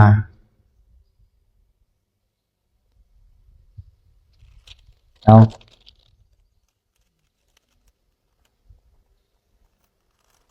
น้ำยังได้เนี่ย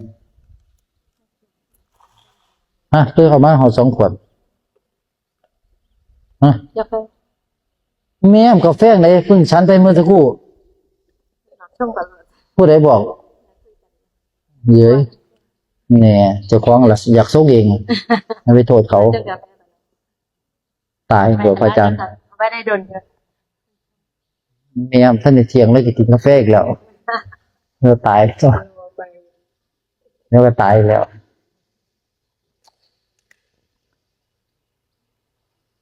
เมื่อจิตที่บรูมาอาศัยอยู่ในรูปในน้ำในสร้างอาการขึ้นมาแล้วก็เรียบร้อยเลยไอ้ตัวใสๆตรงนี้ที่ใสๆตรงนี้ใสๆตรงนี้ใสๆตรงนี้อันเดียวกันนั่นบ่เพราะงั้นคันเอาร่างกายของเฮามาห่อใสๆตรงนี้ไว้เอาร่างกายเฮามาห่อใสๆตรงนี้ไว้เอาร่างกายนี่มาห่อตรงนี้ไว้มันจะกลายเป็นคน3 คนทันทีท่านเอาร่างกายออกเอาร่างกายออกเอาร่างกายออกมันกลายเป็นอันเดียวกันเห็นสันติภาพบ่มันเป็นเนื้อเดียวกันมันบ่มีหยังจิตเฮาเป็นเนื้อใสๆเนื้อเดียวกันเลยนั่นล่ะสันติภาพโลกเกิดขึ้นด้วยความรู้แจ้งแบบนี้แหละเมื่อเฮารู้แจ้งว่าเฮาเป็นธาตุใสๆแล้วเฮาจะบ่สนใจรูปลักษณ์รูปร่างบ่สนใจว่าเฮาเป็นคนประเทศใดบ่สนใจว่าเฮาเป็นคนศาสนาใดบ่แบ่งแยกศาสนาพุทธนะแบ่งแยกเป็นมหานิกายแบ่งแยกเป็นธรรมยุทธจักสิแบ่งแยกไว้เพื่อหยังมันจะเป็นพระคือกันนั่นน่ะมาบวชก็เพื่อบ่เกิดนั่นน่ะเป้าหมายเดียวคือบรรลุธรรมนั่นน่ะแม่นบ่แม่นมาบวชอีหยังคันบ่ต้องการบรรลุธรรมนั่นบ่แล้วจะมาวัดอีหยังคันบ่ต้องการบรรลุธรรม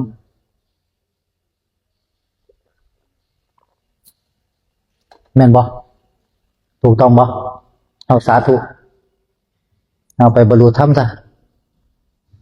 ไปฟังธรรมอย่าห่างจากธรรมบรรลุธรรมไอ้หน้าที่มีแค่นั้นพระอาจารย์มาบวชพระอาจารย์บ่ให้เสียเวลาหรอก พระอาจารย์หาทางปีหน้าเบิ่งอีหยังบ่แม่นเฮาบังเป็นหยังพระพุทธเจ้าจึงบอกว่าขันธ์ห้าไม่ใช่เราก็แค่ปีหน้าเบิ่งบ่แม่นเฮานี่หว่าร่างกายเนี่ยมันแก่เองมันเจ็บไข้ได้ป่วยเองแล้วมันก็ตายเองนี่หว่าขวดนี้เดี๋ยวมันก็แก่แล้วมันก็พังแตกตายน้ำก็ออกจากขวดนี่หว่าแล้วมันเป็นเฮาได้จังไดเนี่ยอันนี้เฮาสร้างมาเนี่ยเดี๋ยวมันก็พังแล้วเดี๋ยวก็บ่เหลือหรอกพังหมดเพราะอย่างคงดูสักอย่างยิงนิวเคลียร์มาลูกเดียวลูกน้อยปังอันนี้จะบ่เหลือเลยสลายหมดร่างกายเฮาจะแตกเป็นเศษฝุ่นเลยละเอียดหมดเพราะว่าอิเล็กตรอนเนี่ยเมื่อมากระทบกับร่างกายจะแตกทันทีเลยพอร่างกายจะสูญเสียอิเล็กตรอนไปปึ้งมันจะแตกที่มันร่วมกันได้เป็นรูปร่างได้ก็ย้อนมีอิเล็กตรอนเป็นตัวเหนี่ยวน้ำยึดกันไว้อิเล็กตรอนโปรตอนนิวตรอนกันบ่มีอิเล็กตรอนโปรตอนนิวตรอนยึดกันไว้มันแตกละเอียดเป็นเศษฝุ่นผงทันทีเลยประเด็นคือเฮาอยู่ไสกันร่างกายนี่แตกละเอียดแล้วเฮาอยู่ไส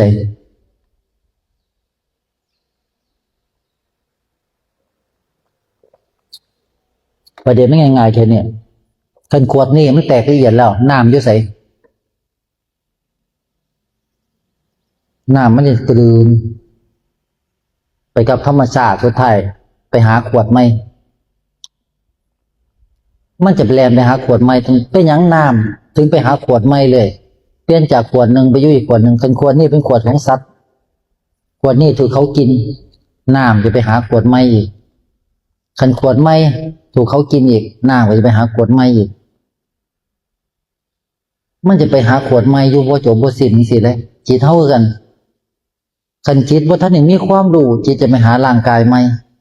บ่มีความรู้จะไปหาร่างกายใหม่ทุกครั้งที่ไปหาร่างกายใหม่มันจะถูกเขากิน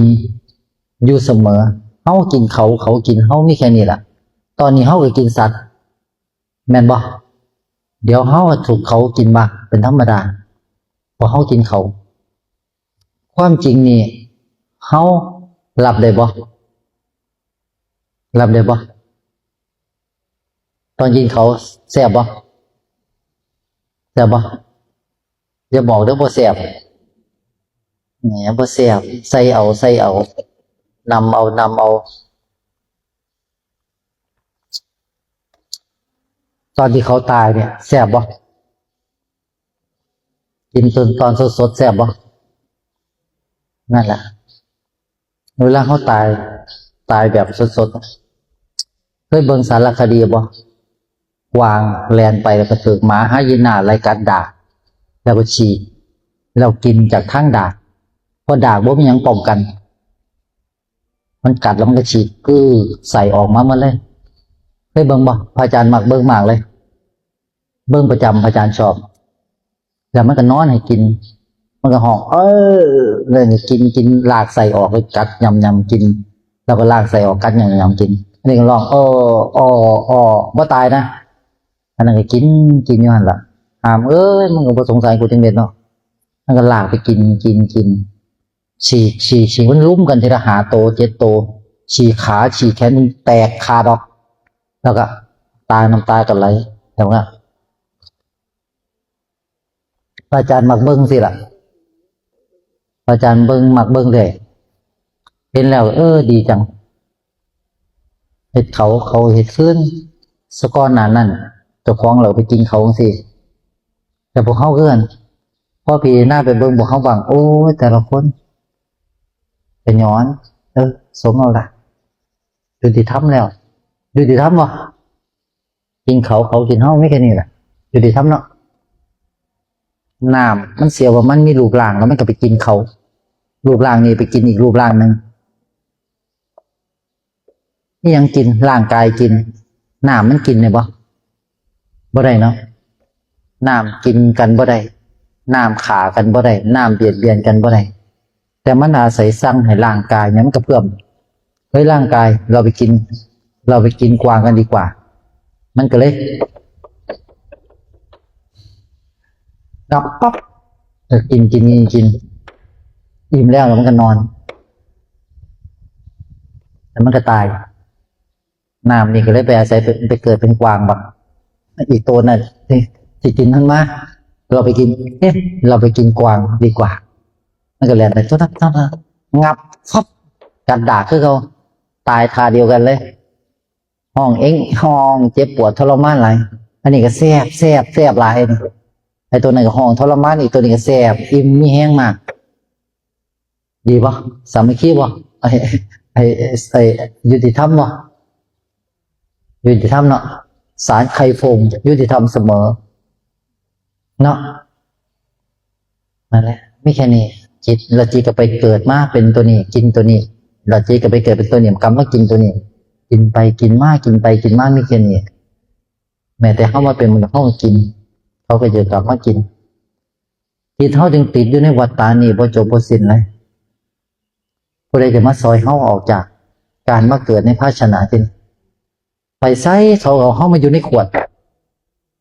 เจ้าอย่างนี้ไปใส่เจ้าอยู่ใต้ดินบ่เดี๋ยวเขาก็ไปดูดขึ้นมาอยู่ในขวดแม่นบ่เจ้าจะนี้ไปใส่ตอบเจ้าขวดตายไปข่อยอย่างนี้ลงใต้ดินเขาไปดูดเจ้าขึ้นมาเขาเจ้าก็มาอยู่ในขวดมั้งเจ้าจะนี้ไปใส่ตอบจะอยู่ทั้งฝ่าวะเดี๋ยวเขาก็กันเจ้าลงมาให้เป็นน้ำดูดเจ้ามาซื้อในขวดเจ้าจะนี้ไปใส่อีกตราบใดที่เจ้ายังคงงูอยู่เจ้าจะอยู่ในขวดต่อไปบ่จบบ่สิ้นอยู่ในร่างกายต่างๆบ่จบบ่สิ้นพระพุทธเจ้าจึงสอนให้พวกเรามีปัญญาให้ฉลาดนั่นบ่เพิ่นบ่สอนให้เฮาโง่เลยเพิ่นบ่สอนให้เฮาเสียงมงายบ่สอนให้เฮาไปไหว้ผีนะแล้วเป็นอย่างเฮาถึงไปไหว้ผีเฮาก็บอกว่าพ่อแม่สอนสุดแล้วพ่อแม่ทำร้ายฉันแล้วฉันล่ะยังทำลายลูกต่อบ่แม่นก็พวกเจ้าล่ะสอนลูกต่ออีกให้ไปไหว้ผีอีกบ่พอเอาแป้งไปถูพร้อมเอาเลขว่าซั่นแล้วลูกเสียวะลูกก็เฮ็ดน้ำอีกลูกก็ไปสอนหลานอีกสุดแล้วผู้ใดผิดก็เจ้านั่นแหละเจ้าจะบอกว่าเป็นพ่อเจ้าอ่ะแต่เจ้าล่ะสอนลูกสอนหลานอยู่ไม่แม่นบ่รู้ว่าพ่อผิดแล้วตอนนี้จะสอนบ่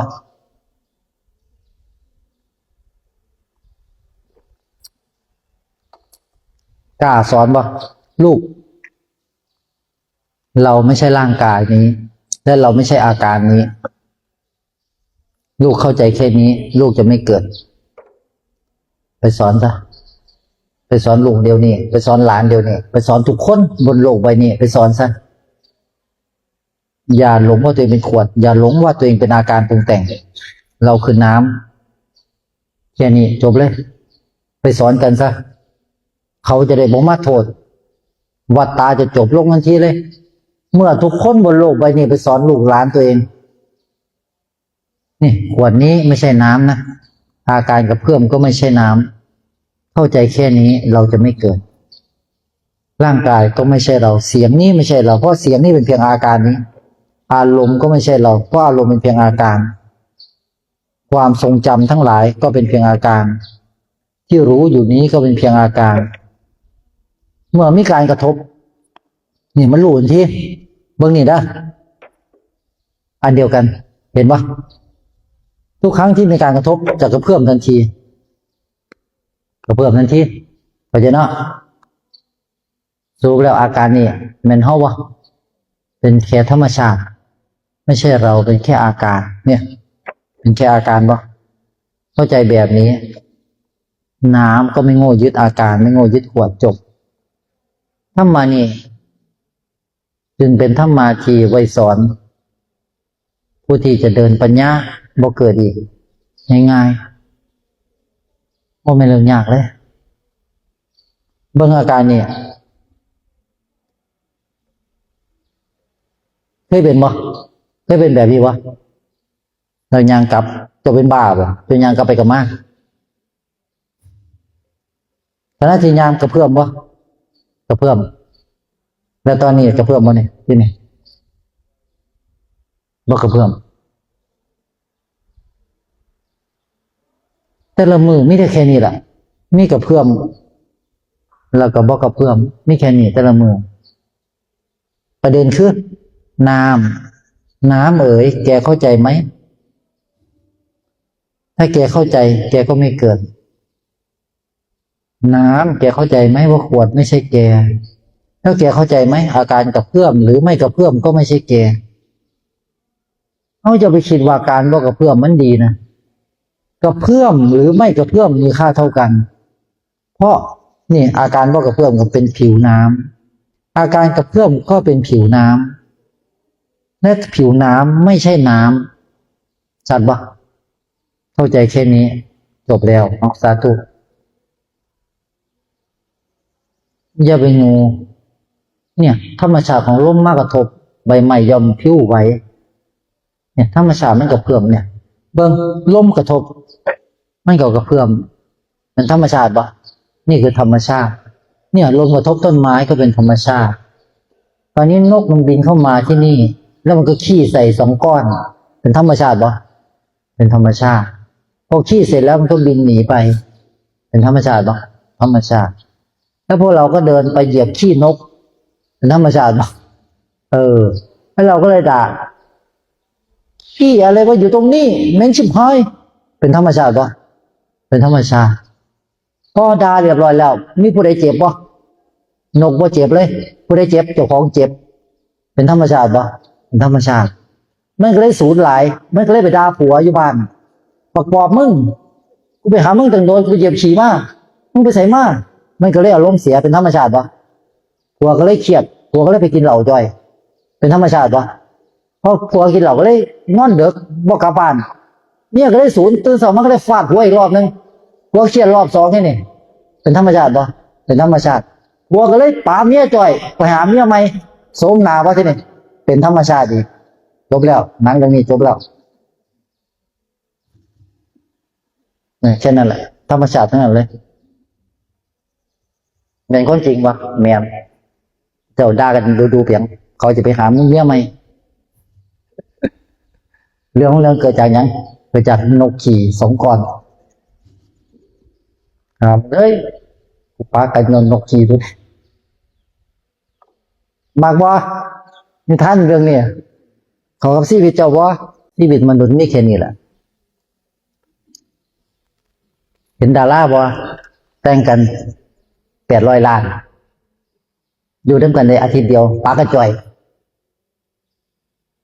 อาจารย์ท่านพระอาจารย์มีลูกสาวนะเด็ก3 คนเนาะ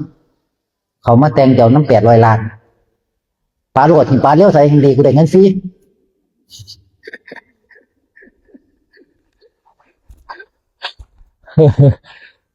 แมนพ่อแมนไว้บนพี่ขาดขึ้นกันแล้วกันหรอวะ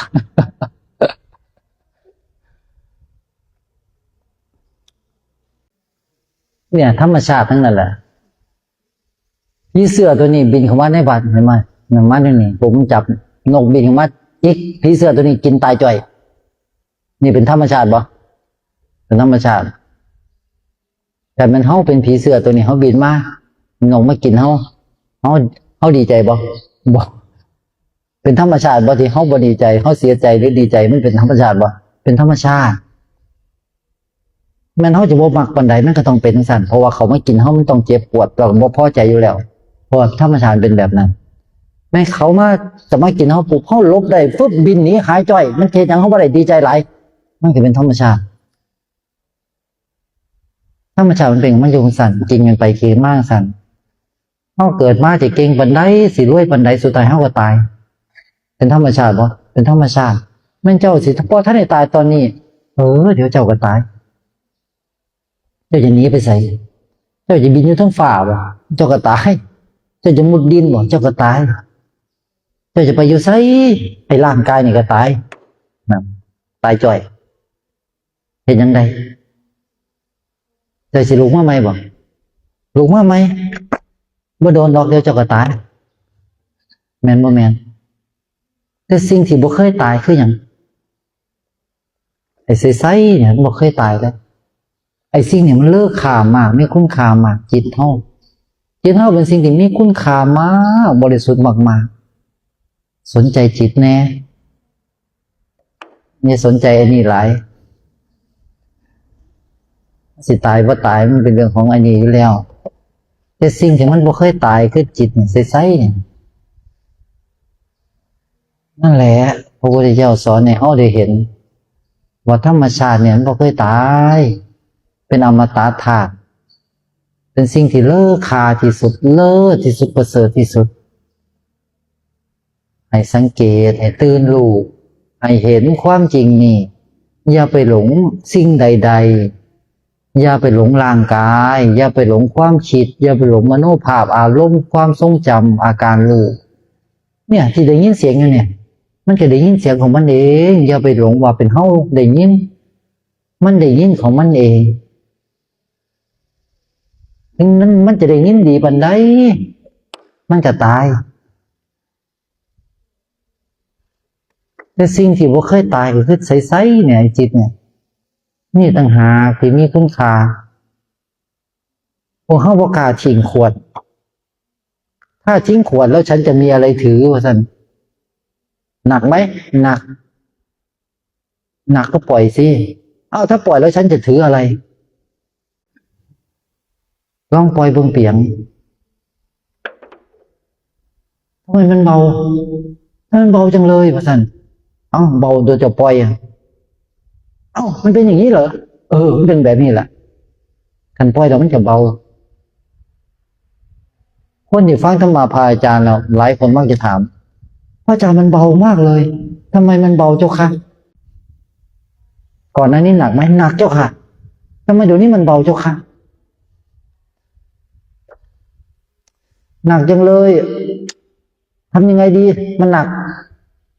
กก็ปล่อยสิทำไมมันเบาอ่ะทำไมมันเบาก็มันปล่อยแล้วไงมันถึงเบาอ๋ออย่างนี้เหรอเข้าใจแล้วว่าสันโอ้ยหามเอ้ย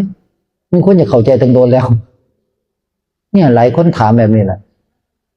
ทำไมพอเราฟังธรรมะแล้วทำไมมันโล่งจังว่าสันมันโล่งสิเพราะมันปล่อยแล้วอ่ะมันบอกเนี่ยอันเดียวกันเขาถือไฟเนี่ยร้อนไหมร้อนก็ปล่อยสิทำไมมันไม่ร้อนแล้วมันบ่ร้อนจะปล่อยแล้วอ๋อมันเป็นแบบนี้เหรอเข้าใจแล้วสันโอ้ยหามเอ้ยไม่ควรจะเข้าใจถึงโดนแล้วนี่ถามอยู่หันละเห็นบ่เห็นบางคนบ่มันโง่ได้ขนาดนั้นที่นี่ความใสๆตรงเนี้ยมันบ่มีรูปร่างหรอกแล้วมันก็เป็นเนื้อเดียวกันกับตรงนี้เป็นเนื้อเดียวกันกับตรงนี้โอ้บ่ความใสๆตรงนี้กับความใสตรงนี้กับความสงสัยตรงนี้มันห่างกันบ่ห่างกันบ่ห่างเลยบ่ระหว่างตรงนี้กับตรงนี้ห่างกันบ่ห่างบ่เอาหยังมาวัดเอาไม้บรรทัดบ่ตรงนี้ตรงนี้นะกับตรงนี้นะอันเดียวกันบ่มันบ่อันเดียวกันได้ไหนต้องหยิบมาวางเบิ่งใส่กันเบิ่งอันเดียวกันบ่ที่นี่อันเดียวกันแล้วอันนี้เอาออกวางนี่อันนี้วางนี่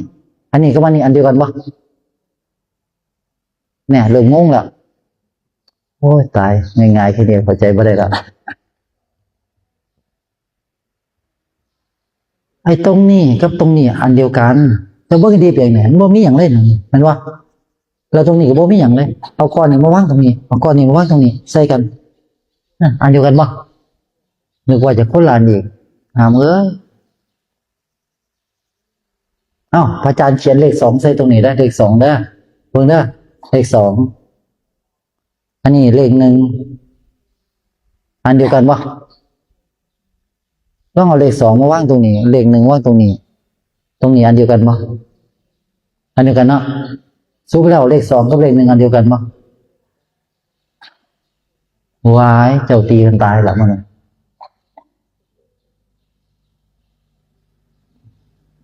อาจารย์ก็เรียกมือจับทั้ง2ตัวปันขยำแบมแล้วไหม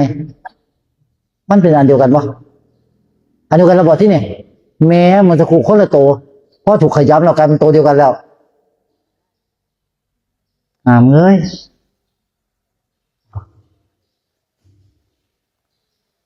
ผู้ใดเข้าใจบ่เกิดผู้ใดเข้าใจตรงนี้ได้จะบ่เกิดเอาสาธุ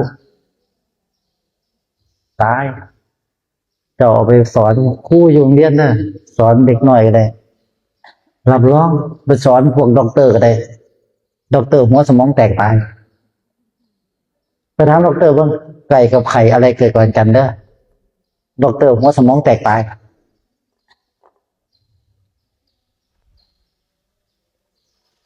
เอาเจ้าเบิ้งนี่อันนี้ไก่ตรงนี้นะมีไก่เด้อมีขาสองขามีไก่อันนี้ไข่แต่ว่าไข่กับไก่อหย่างมันเกิดก่อนกัน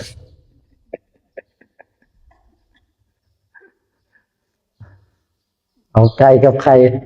มันเป็นอันเดียวกันมั้งเอามาใหม่เอาไก่มาว่างตรงนี้เอาไข่มาว่างไว้ตรงนี้ไก่กับไข่มันเป็นตัวเดียวกันมั้งฉันจะว่าคนละตัวอาจารย์ขยำมั้งมันตัวเดียวกันมั้งตัวเดียวกันอ้าว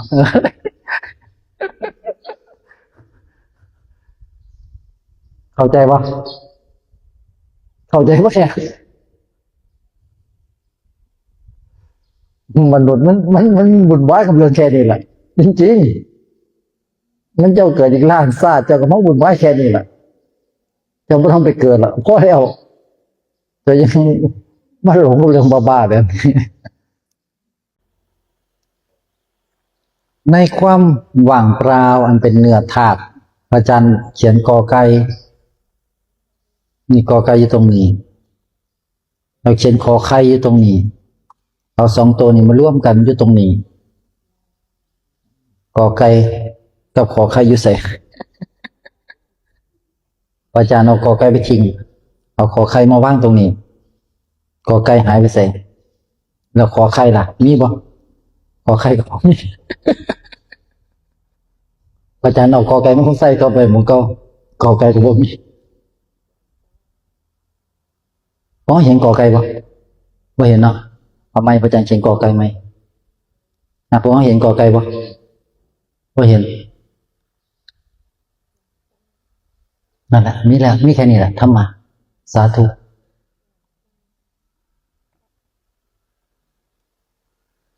เขียนคำว่าเฮาเราเห็นคำว่าเฮาวะจบแล้วสาธุผู้ใดเข้าใจได้ผู้นั้นจะบ่เกิด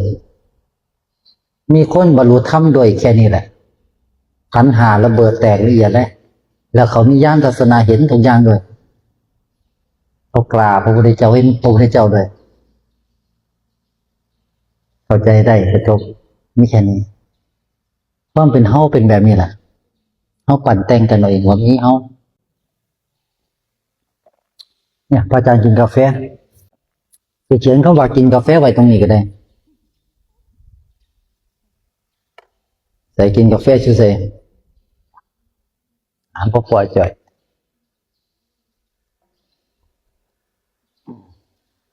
ทุกอย่างปรากฏตอนนี้เบิ่งนะ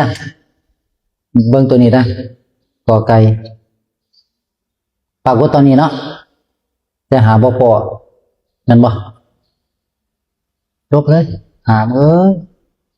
เห็นอยู่แมปหายจ่อยเขียนอยู่แมปก็ยังหาบ่พอเลย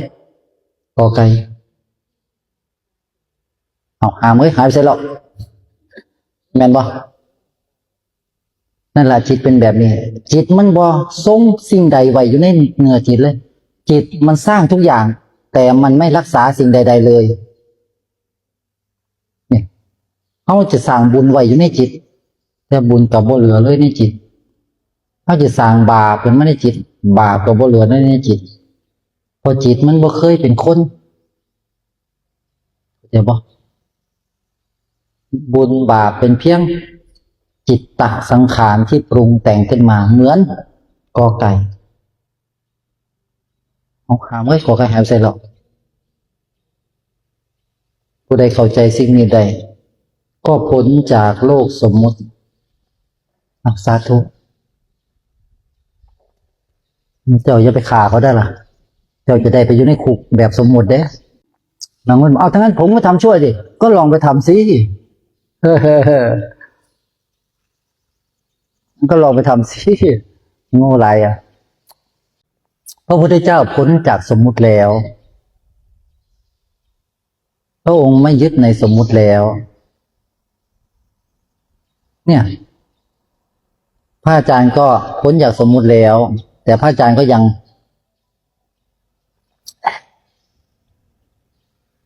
เข้าใจป่ะเนี่ยจะเรียกว่าฉันก็ได้หรือจะไม่ต้องเรียกว่าฉันก็ได้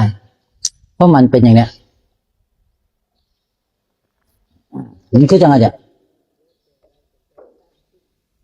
มันจะสมมุติวางไหนแม่นแล้วแต่เราจะแต่งตั้งแล้วมันก็หายไปแล้วเนี่ยหายไปแล้วแม่นบ่จะสมมุติจังไหนก็สมมุติไปเถอะอันนี้คือสุขอันนี้คือทุกข์สมมุติโลดสมมุติแล้วมันก็ไร้ค่าด้วยตัวของมันอันนี้สมมุติว่ากอไก่ทุกคนเห็นนะตอนนี้ชักไม่เห็นแล้วแต่งตั้งกอไก่ขึ้นมาเรากอไก่อยู่ใส่มื้อนี้วันหยังมื้อนี้วันหยังเนี่ยใส่วันจันทร์อยู่ใส่ตั้งขึ้นตั้งมาเฮ็ดหยังเป็นหยังที่ต้องตั้งวันจันทร์ตั้งวันกาแฟบ่ได้บ่แม่นถูกต้องตั้งกันเอาเองตั้งว่าฉันเกลียดแกแม่นดีบ่แม่นตอนนี้ประเทศอิสราเอลกำลังโจมตีกับประเทศยิงระเบิดใส่กันคนตายเพียบเลยอันนี้ก็แล้วแต่จะตั้งเองเขาก็ได้ตั้งระเบิดปรมาณูยิงใส่กันเลยตอนนี้แล้วก็ตายไปการตายแบบนี้ตายมาจักรอบแล้วโอ้ยนับบ่ถ้วนตอนที่เขาเอาอวนใหญ่ลงไปในทะเลลากอวนแต่ละครั้งได้ปลามา8 ล้านโตตายหมดในอวนเหตุการณ์นี้ทำลายชีวิตไปเท่าไหร่นับภาษาอย่างกับคนตายไปจะกี่คนยังอีกไกลยังคงต้องฆ่ากันอีกมากกว่านี้เฮาต้องเห็นว่าบ่มีหยังเป็นเฮาเลยและเห็นว่าบ่มีหยังมีอยู่จริงเลยมันไม่มีอยู่จริงโลกใบนี้ไม่เคยบ่เจ้าล่ะดีบ่บ่เราไปบอกถึงผู้อื่นมันเจ้าล่ะดีบ่บ่เจ้าหูอยู่แก่ใจบ่หูเจ้าอยากได้ดีบ่อยากได้แล้วเจ้าล่ะดีบ่บ่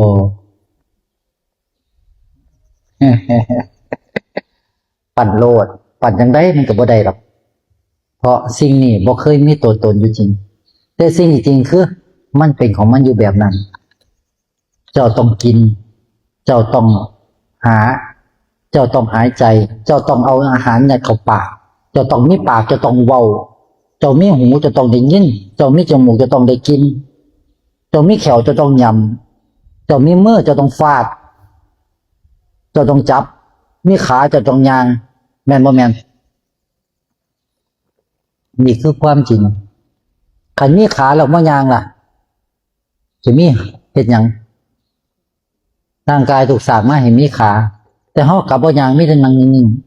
ๆเพื่อหยังเพื่อจะได้บ่ต้องมีขาก็ตัดขาทิ้งโลดเพียงซั่นน่ะคนที่เพิ่นบรรลุธรรมเพิ่นย่างบ่ย่างบ่เอาเราไปนั่งนิ่งๆกันได้ยังไงโอ้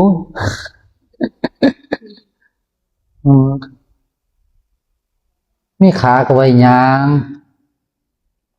เพื่อจะเห็นว่ามันบ่แม่นขาเขาลองสังเกตได้เวลาเขายางมันยางเองบ่หรือเขาบังคับบอกขาใส่มึงก้าวเดี๋ยวนี้จับดีๆเด้อลองยางเบิ่งเอาลูกยางเขาจะเห็นเลยว่ามันยางเองแม่นบ่สังเกตบ่ว่าตอนนี้มือพระอาจารย์มันยกเองสังเกตบ่แล้วมันยกขานี่อีกต่างหากมันคืออย่างพูดยกขานี่มันกับยกขานี่สังเกตบ่มันยกเองเนี่ยเห็นไหมมันยกเองน่ะ เข้าใจบ่เนี่ยเห็นบ่สติเองเอ้ยเห็นบ่มันทำงานเองเห็นบ่พ่อพระอาจารย์ถามเข้าใจบ่มันอย่าเฮ็ดพุ่นน่ะมันผงมุกเองบ่มันบ่ได้ผงมุกเองบ่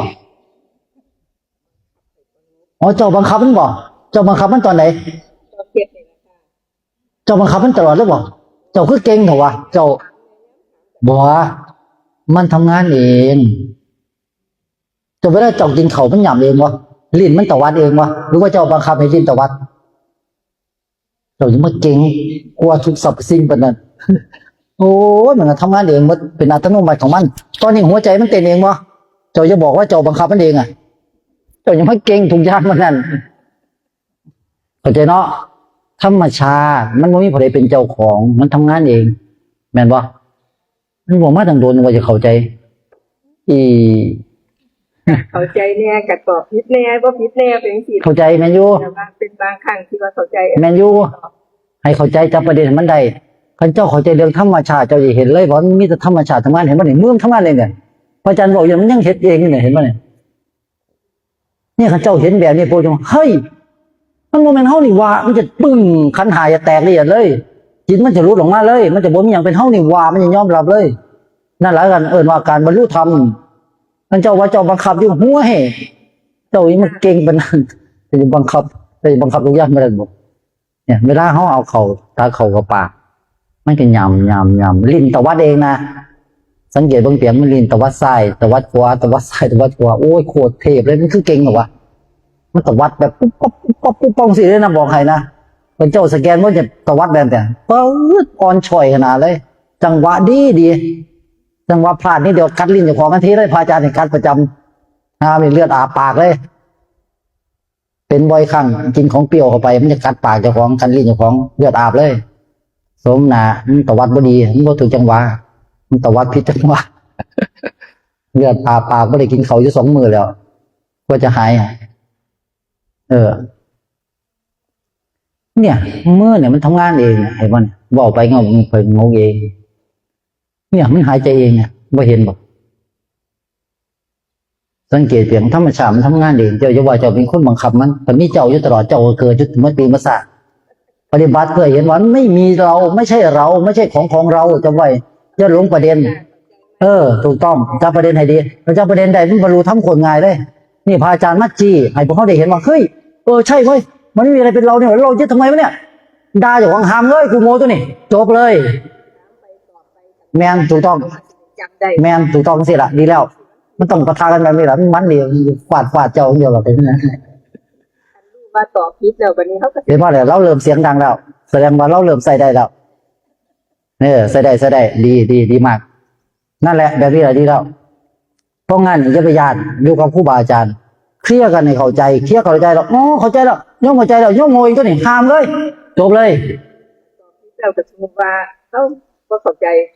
แต่ตอบเขาฮู้ว่าเป็นจังซี่แล้วเขาก็ตอบใหม่หรือว่าคำเว้าที่เขา บ่ตอบไม่กับบ่มีอยู่จริงตอบเก่ากับบ่มีอยู่จริงนี่ตอบไม่แล้วนี่ก็ตอบไม่แล้วนี่ก็ตอบเก่าโอ้ยกูมีแต่แค่นี้แหละมันบ่มีตอบไม่ตอบเก่าหรอกเข้าใจว่ามันมีแต่แบบเนี่ยอันนี้ตอบไม่แล้วก็หายไปอันนี้ตอบเก่าโอ้ย บ่ถึงจะได้จำไว้นะคะ เข้าใจเนาะบ่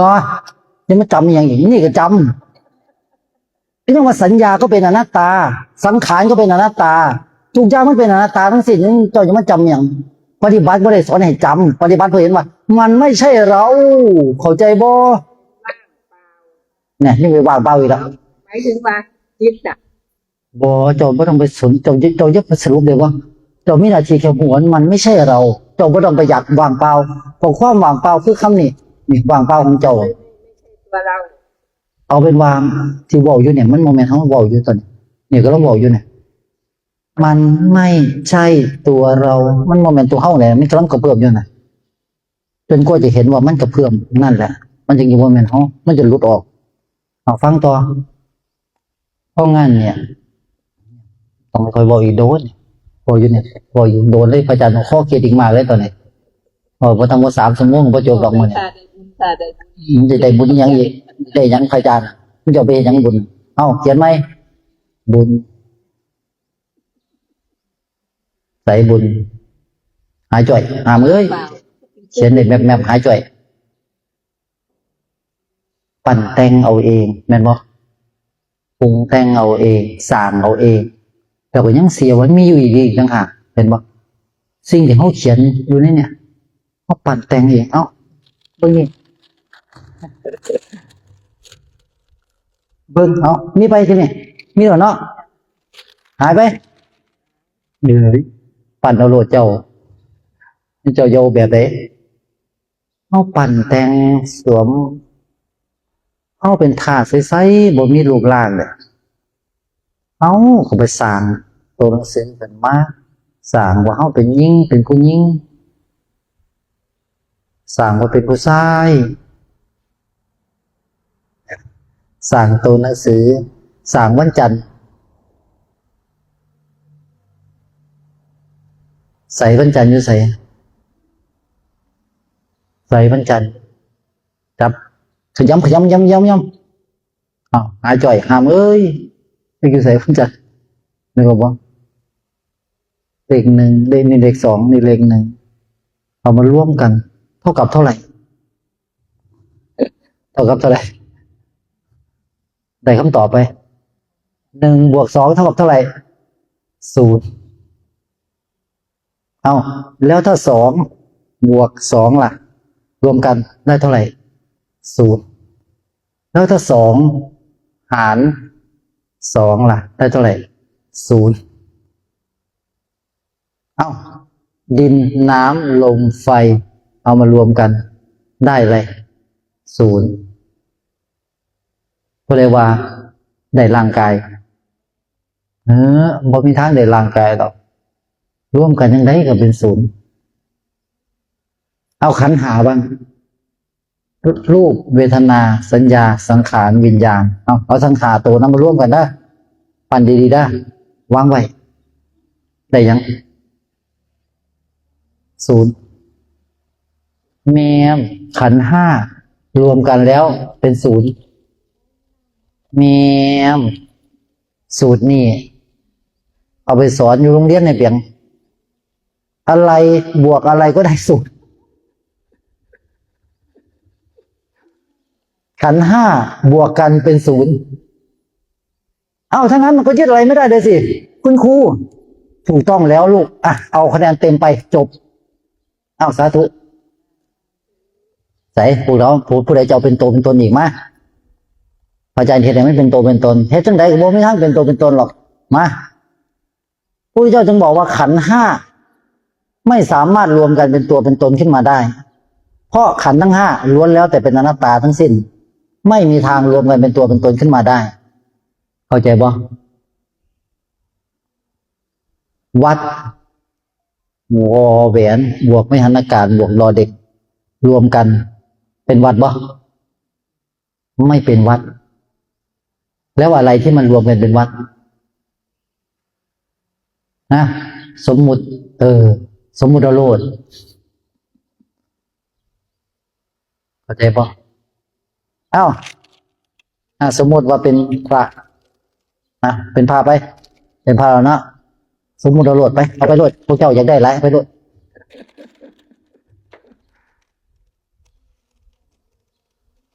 เคยใส่สุดข้าราชการสมมติว่าชุดข้าราชการสวยว่าเท่ว่าชุดนายตำรวจชั้นผู้ใหญ่โอ้ยเท่ขนาดเลยลองให้เพิ่นถอดเสียผ้าออกเบิ่งนะเพื่อยังเป็นตะเบิ่งบ่เมื่อย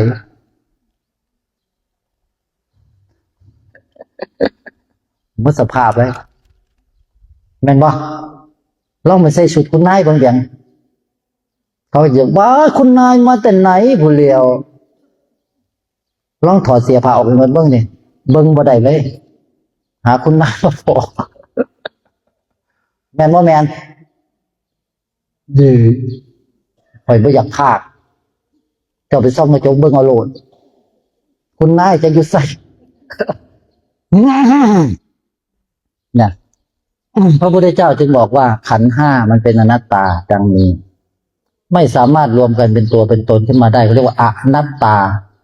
ความที่มันไม่มีทางรวมกันเป็นตัวเป็นตนขึ้นมาได้เราเกิดมาจากไสเกิดมาจากสระเอรอเรือสระอาแล้วมันอยู่ใส่ละเฮาบ่มีตัวตนเนี่ยการเมื่อเช้าเห็นกันลัดๆตอนนี้ไปอยู่อุดรแล้วเนี่ยแล้วคุยไปคุยมาเห็นบ่ไปอยู่พุ่นแล้วสบายแล้วอยู่อุดรก็มีพระแก่ๆอยู่คนหนึ่งพระสุพจน์ก็เป็นพระแก่คนหนึ่งไปอยู่น้ำกัน สองผู้เฒ่าอยู่น้ำกันพระสุพจน์ก็ไปที่นั่นครั้งแรกไปก็ไปพักที่พักของพระอาจารย์พระที่เพิ่นอยู่หันเพิ่นก็อยู่เทั้งเขาพระสุพจน์ก็อยู่ข้างล่างก็มีห้องน้ำยังเรียบร้อยอยู่หันล่ะถือว่าไปสบายมากไปองค์เดียวเนี่ยองค์สององค์เนี่ยโอ้ยถือว่าสบายมากเลยบ่มีปัญหาเพราะว่าเป็นนี่บ้านที่เพิ่นสร้างให้พระอาจารย์สร้างให้ใหม่อย่างดีเลยสำหรับพระอาจารย์โดยเฉพาะเพราะว่าเพื่อพระอาจารย์จะได้ไปอยู่วงใหม่เพราะว่าเพิ่นสิยกให้สร้างไปเรื่อยเพิ่นสิสร้างหม้องให้พอได้อยู่ไปเพราะว่าเพิ่นสิย้ายมาลงมาอยู่ข้างล่างข้างบนเขาเนี่ยเพิ่นจะให้เป็นพื้นที่ที่แบบบ่ให้คนขึ้นไปแล้วหมายความว่าเป็นหม่องให้ย่างเที่ยวเอาท่องเที่ยวจังซี่นะมันเป็นถ้ำอยู่หั่นด้วยเป็นถ้ำที่งามมากน่าอยู่ด้วยถ้ำนั้นนั่นแหละจะไปอยู่มาแล้วแหละแต่ถือว่าโอเคดีใส่ได้แต่ปลาใหญ่มาก500ไร่เนาะใหญ่เนาะ500ไร่นะนั่นแหละก็เป็นฐานทัพใหญ่ต่อไปหลวงพ่อเพิ่นแก่แล้ว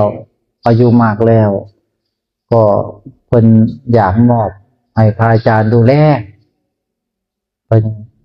เรียกว่าวางมือแล้วว่าเถาะ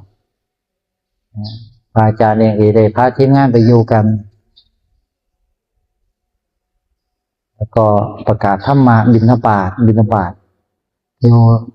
บ้านกลางใหญ่เป็นหมู่บ้านที่คนใส่บาตรหลายมากคนศรัทธาหลาย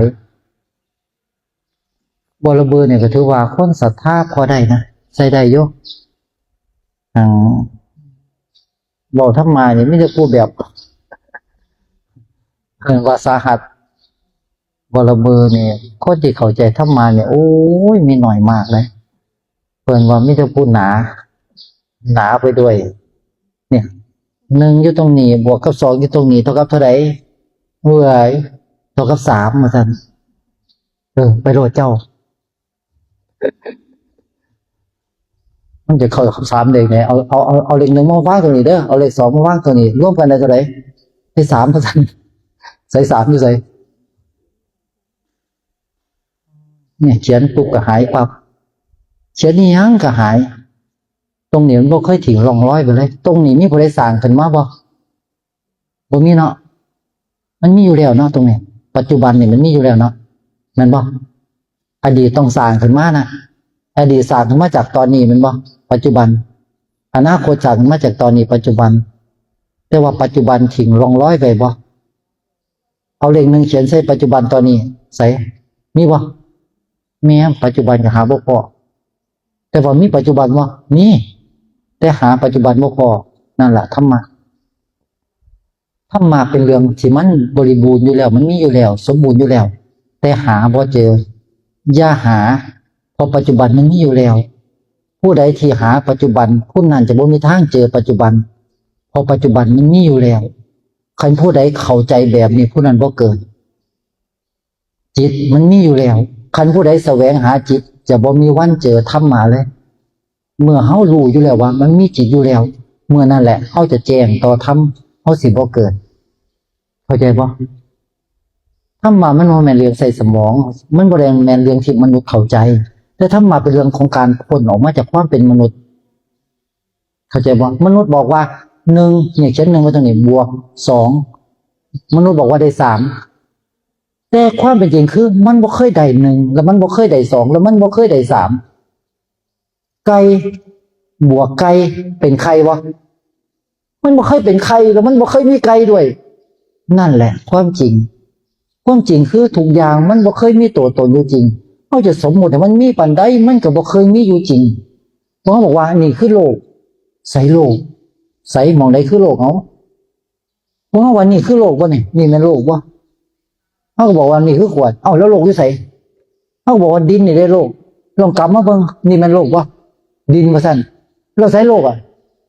ทั้งฝากลองมาจับเอาทั้งฝากมาเบิ่งนี่แม่นโลกบ่เขาก็บอกว่าเมฆเป็นน้ำอีกแล้วสุดว่าโลกอยู่ไสฮะเอาเขาบอกว่านี่คือคน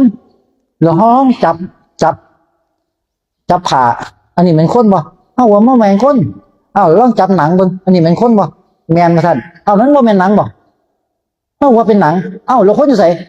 นี่เราคนว่าซั่นเอาสุดแล้วมันเป็นหนังหรือว่าเป็นคนหามเอ้ยซ้ำมาปีไปเรื่อยรถมันอยู่นี่มันจะเอาจนได้อะพระพุทธเจ้าบอกว่ามันไม่ใช่เราไม่ใช่ของเราเฮาจะเสียบ่ประเด็นคือเฮาจะเสียพระพุทธเจ้าบ่พระพุทธเจ้าบอกว่าไม่ใช่เราไม่ใช่ของเราเฮาจะเสียบ่เฮาบ่เสียดอกมันเถียงนี่ผัวกูว่าซั่นพระพุทธเจ้าบอกว่ามันไม่ใช่เราไม่ใช่ของเรามันบ่แม่นผัวกูเด้งแนวผัวกูซัดๆเด้มันจะเอาจนได้มันเอามันสนใจคำสอนพระพุทธเจ้าบ่แม่นบ่แม่น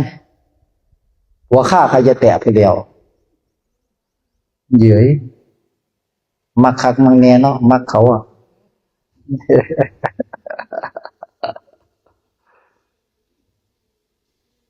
บ่ได้ว่ากันแค่มาบอกให้ฟังเข้าใจได้ก็สาธุเข้าใจบ่ได้ก็สาธุ